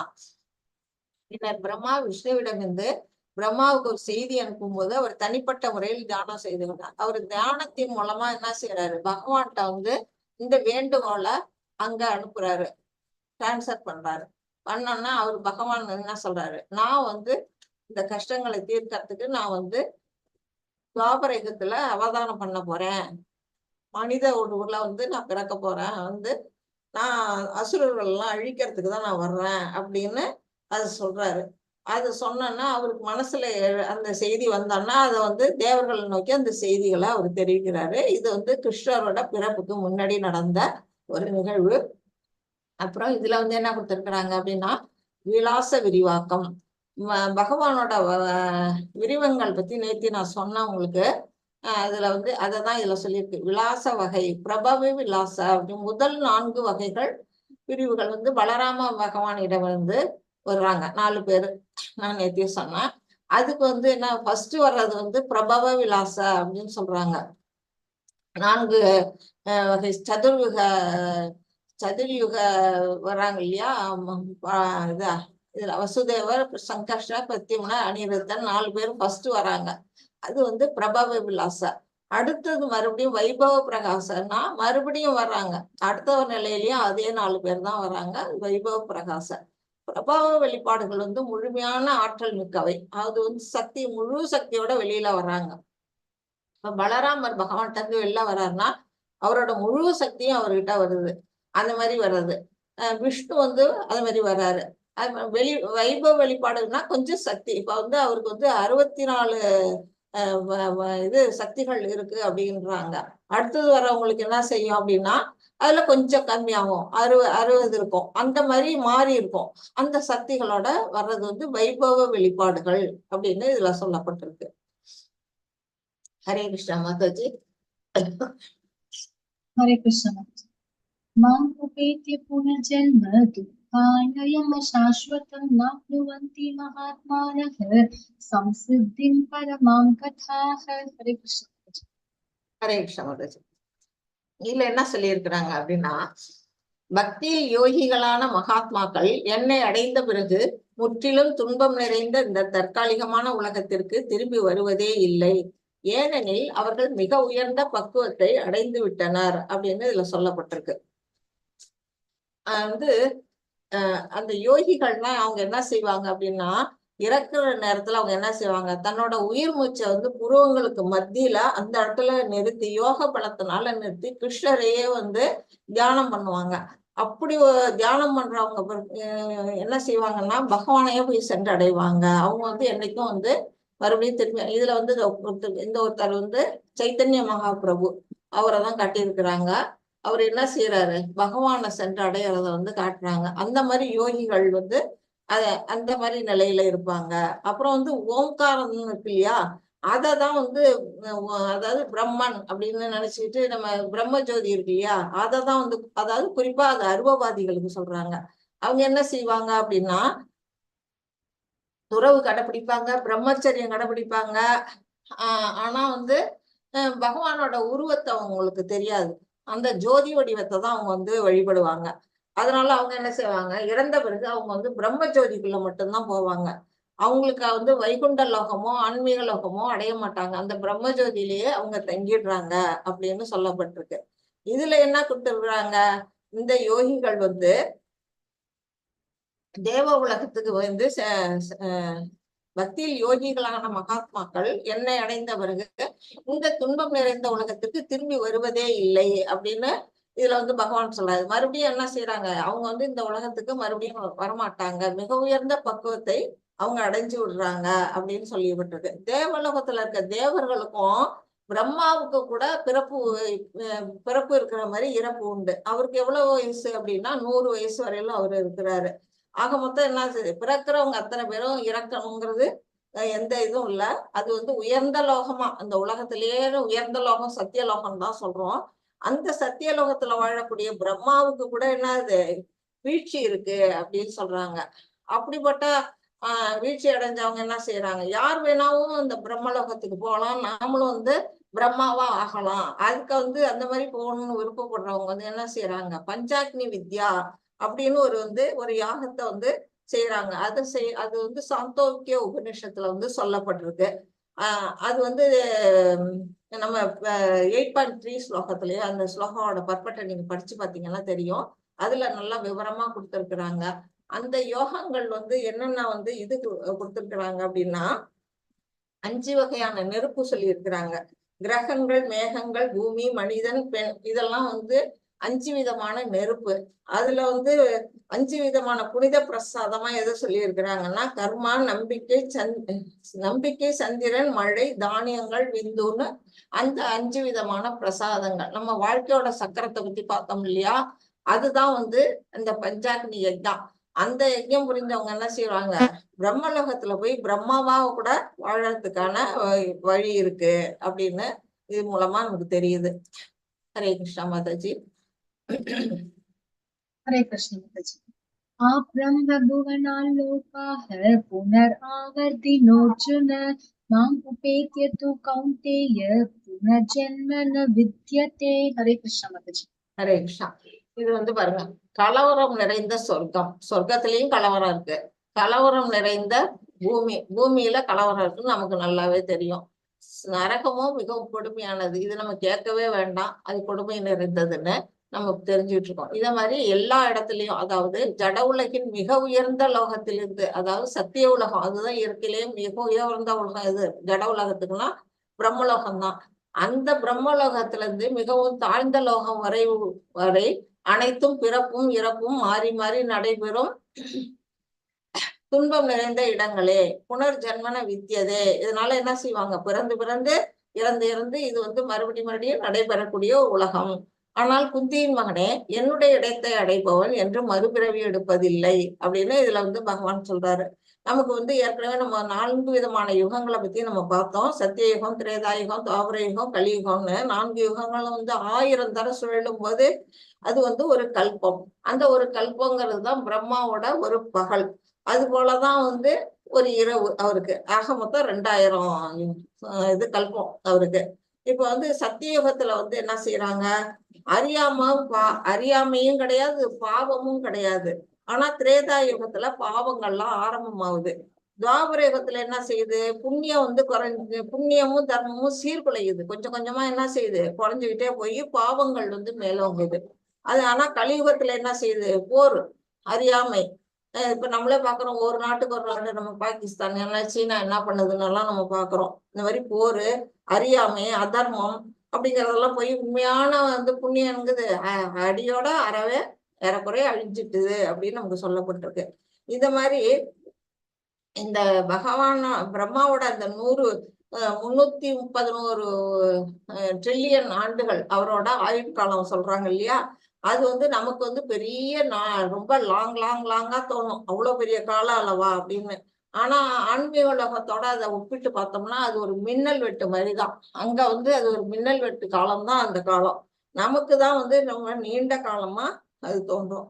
அப்ப என்ன செய்யுது, பிரம்மாவோட உயிர் வாழ்க்கை வந்து எப்படிப்பட்டது, ஒரு மின்னல் வெட்டு காலம் எல்லாம் இருக்குன்னா நிறைய பிரம்மாக்கள் தோன்றாங்க, நிறைய பிரம்மாக்கள் அழிவடைகிறாங்க அப்படிங்கறத நமக்கு இது மூலமா புரிஞ்சுக்கணும். அது வந்து எப்படின்னா, கடல்ல நீர்க்குமிழி எல்லாம் தோன்றுது இல்லையா, ஒரு நீர்க்குமிழி தோன்றுது, அது மறையுது. தண்ணியில பார்த்தா நீர்க்குமிழி வந்துகிட்டே இருக்கும், காத்துனால டக்கு டக்குன்னு உடையும். அந்த மாதிரி நீர்க்குமிழி மாதிரிதான் பிரம்மாவோட உயிர் வாழ்க்கையும் இருக்குது. அத்தனை லோகங்களும் என்ன செய்யுது, பிறப்பு இறப்பு நடந்துகிட்டு தான் இருக்கு, துன்பம் நிறைந்த இடங்கள் அப்படிங்கிறதுதான் இதன் மூலமா நமக்கு தெரியுது. இதுலதான் அதைத்தான் வந்து இதுல கொடுத்துருக்காங்க. ஹரே கிருஷ்ணா மதே ஸ்லோகம். हरे कृष्ण। सहस्रयुग पर्यन्तम् अहर्यत् ब्रह्मणो विदुः रात्रिं युग सहस्रान्तां ते होरात्रविदो जनाः भूरक्रामस एवायं भूत्वा प्रलीयते रात्र्यागमे वशः Partha प्रभवत्यः आगमे। 20th. Hare 18th, Krishna. sorry. Hare Krishna. हरे कृष्ण। மனித கணக்கின்படி பல 1000 யுகங்களை கொண்ட காலம் பிரம்மாவின் ஒரு பகலாகும், அவரது இரவின் காலமும் அது போன்று நீண்டது. இப்ப சொன்னதுதான், பிரம்மாவின் பகல் தோன்றும் போது எல்லா ஜீவாத்மாக்களும் அவ்வியக்த நிலையிலிருந்து தோன்றுகின்றன. பின்னர் இரவு வந்தவுடன் அவர்கள் மீண்டும் அவ்வியக்துடன் இணைந்து விடுகின்றன. இது வந்து ஒரு பார்ஷியல் பிரளயம். இது ஒவ்வொரு பிரம்மாவோட ஒவ்வொரு நாள் முடியும் போதும் ராத்திரி அவர் தூங்க போகும்போது என்ன செய்யறாரு, எல்லா உயிர்களும் அழிஞ்சு ஒரு அவ்வியக்த நிலைக்கு போயிடுது, தோன்றாத நிலைக்கு போகுது. அவர் மறுநாள் பகல் விடிஞ்சு அவர் வந்து என்ன செய்யறாரு, மறுபடியும் புதுசா படைக்கிறாரு அப்படிங்கிறது இதுல தெரியுது. மீண்டும் மீண்டும் பிரம்மாவின் பகல் வரும்போது இந்த ஜீவாத்மாக்கள் தோன்றுகின்றன. பிரம்மாவின் இரவு வரும்போது இவர்கள் அனாதரவாக அழிக்கப்படுகின்றனர் அப்படின்னு நம்மளோட அந்த பார்ஷியல் பிரளயத்தை பத்தி இந்த ஸ்லோகங்கள்ல சொல்லப்பட்டிருக்கு. அடுத்தது இது ஹரே கிருஷ்ணா மாதாஜி. हरे कृष्ण माताजी। परस्तस्मात्तु बाहुन्यो व्यक्तो व्यक्तात् सनातनः यस्य सर्वेषु भूतेषु यत्सु न विनश्यति। हरे कृष्ण माताजी। ஹரே கிருஷ்ணா. இருப்பினும் தோன்றி மறையும் இந்த ஜடத்திற்கு அப்பால் நித்தியமானதும் திவ்யமானதுமான மற்றொரு தோன்றாத இயற்கை உள்ளது. அது பரமமானது, என்றும் அழிவடையாதது. இவ்வுலகில் உள்ள அனைத்தும் அழிவடையும் போதும் அப்பகுதி அழிவடைவதில்லை அப்படின்னு பகவான் சொல்றாரு. இது வந்து எப்படின்னா, இந்த தோன்றி மறையக்கூடிய அந்த பிரம்மலோகத்துல இருந்து கீழே இருக்க அந்த லோகம் வரையிலும் தோன்றி மறையக்கூடிய அந்த உலகமா இருந்தாலும் இதுக்கெல்லாம் அப்பாற்பட்டு திவ்யமான ஒரு உலகம் இருக்குது. அதுதான் பகவானுடைய அந்த கோலோக விருந்தாவனம். அதை பத்தி அவர் சொல்றாரு. அந்த கோலோக சற்று நான் பின்னாடி காட்டுறேன். அதுக்கு முன்னாடி இது அடுத்த ஸ்லோகத்தை பார்த்துருவோம். ஹரே கிருஷ்ண. हरे कृष्ण माताजी। अग्निज्योतिरः शुक्लः षण्मासा उत्तरायणं तत्र प्रयाता गच्छन्ति ब्रह्मविदो जनाः। धूमो रात्रिस्तथा कृष्णः षण्मासा दक्षिणायनं तत्र चान्द्रमसं ज्योतिर्योगी प्राप्य निवर्तते। हरे कृष्ण। ஹரே கிருஷ்ணா மாதாஜி.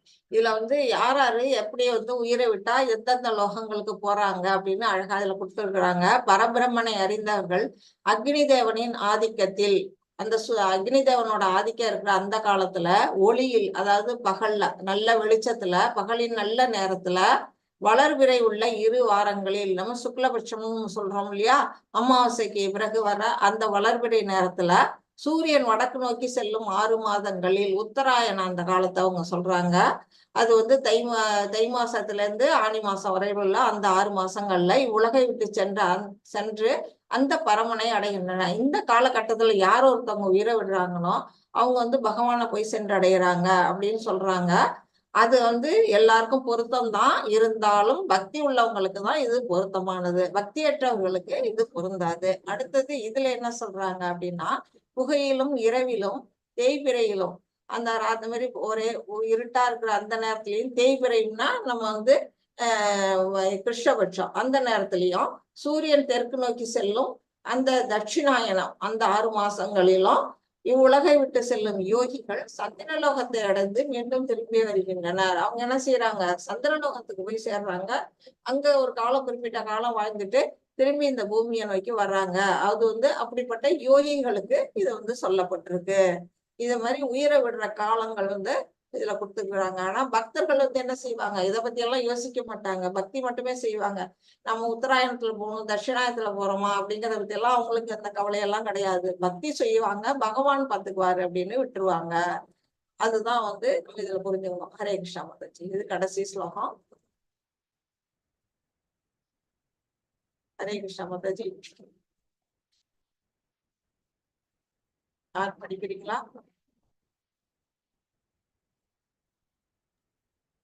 हरे कृष्ण माताजी। படிக்க மாதாஜி.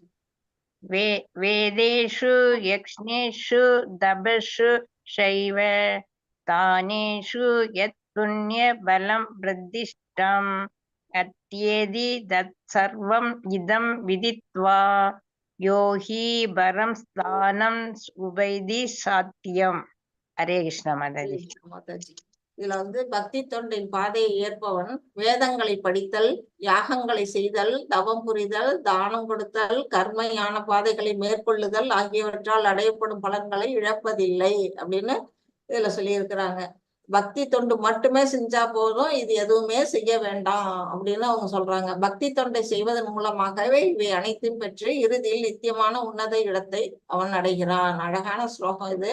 வேதேஷு யக்ஞேஷு தபஷு சைவ தானேஷு யத் புண்ணிய பலம் பிரதிஷ்டம் அத்யேதிது சர்வமிதம் விதித்வா யோகி பரம் ஸ்தானம் வைதி சாத்தியம் அப்படின்னா அழகா அதுல சொல்லியிருக்கிறாங்க.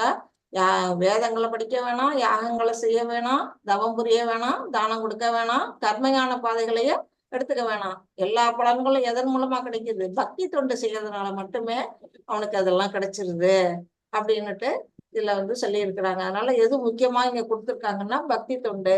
பகவான்கிட்ட போய் சேரணும்னா நம்ம பக்தி தொண்டை ஏத்துக்கணும் அப்படிங்கிறதுதான் இந்த சாப்டரோட குறிக்கோளா சொல்லப்பட்டிருக்கு. பலஸ்ருதி சொல்றீங்களா மாதாஜி? हरे कृष्ण माताजी। ओम हरे तत्सत् इति श्रीमद्भगवद्गीतासु उपनिषत्सु ब्रह्म विद्यायां योगशास्त्रे श्रीकृष्णार्जुन संवादे अक्षर ब्रह्म योगो नाम अष्टमोऽध्यायः। सर्वं श्रीकृष्णार्पणमस्तु। हरे कृष्ण माताजी। ஹரே கிருஷ்ணா மாதாஜி. இது இப்ப கோலோக விருந்தாவனம் எப்படி இருக்கு அப்படிங்கறத பத்தி இதுல அழகா படமா காட்டி இருக்கிறாங்க. இதை நான் ஒண்ணு உங்களுக்கு காட்டுறேன், நீங்க பாருங்க. இதுதான் நம்ம பகவான் இருக்கக்கூடிய அந்த கோலோக விருந்தாவனம். இதுக்குள்ள பகவான் ராதா கிருஷ்ணரா உள்ளுக்குள்ள அவரோட லீலைகளை புரிஞ்சுக்கிட்டு அவர் இங்க இருக்கிறாரு. இதுக்கு 4 விதமான வாசல்கள்லாம் இருக்குறீங்களா, 4 விதமான வேதங்களும் அங்க 4 வாயில்களா இருக்குது. அத மாதிரி இது என்ன செய்யறாங்க, தர்ம அர்த்த காம மோட்ச அப்படிங்கிறதும் அந்த வாயில்கள்ல இருக்கு. அப்புறம் இங்க ஒரு தாமரை மலர் மாதிரி இருக்கிற இடத்துல இந்த ஒவ்வொரு இதழ் இந்த சுத்தி இருக்கிற ஃபர்ஸ்ட் இருக்கிற அந்த இதழ்கள்ல ராதாராணியோட அஷ்ட சகிகள் 8 சகி தோழிமார்களும் இருக்கிறாங்க. அதுக்கு அடுத்த இருக்க அந்த சின்ன சின்ன இதழ்கள் மஞ்சரிகள், ரூப மஞ்சரி, குணமஞ்சரி அப்படின்னு அந்த மஞ்சரிகள், அதாவது இந்த தோழிகளோட தோழிகள், சிறிய பெண்கள், 5 வயசு அவங்களுக்கெல்லாம் அப்படின்னு சொல்றாங்க. அந்த மாதிரி அவங்க எல்லாம் இங்க இருக்கிறாங்க அப்படின்ட்டு இந்த கோலோகத்தை பத்தி நமக்கு இதுல சொல்லப்பட்டிருக்கு. அடுத்தது இது எப்படின்னா, இது வைகுண்ட லோகம். நம்ம பார்த்தது கோலோகம்.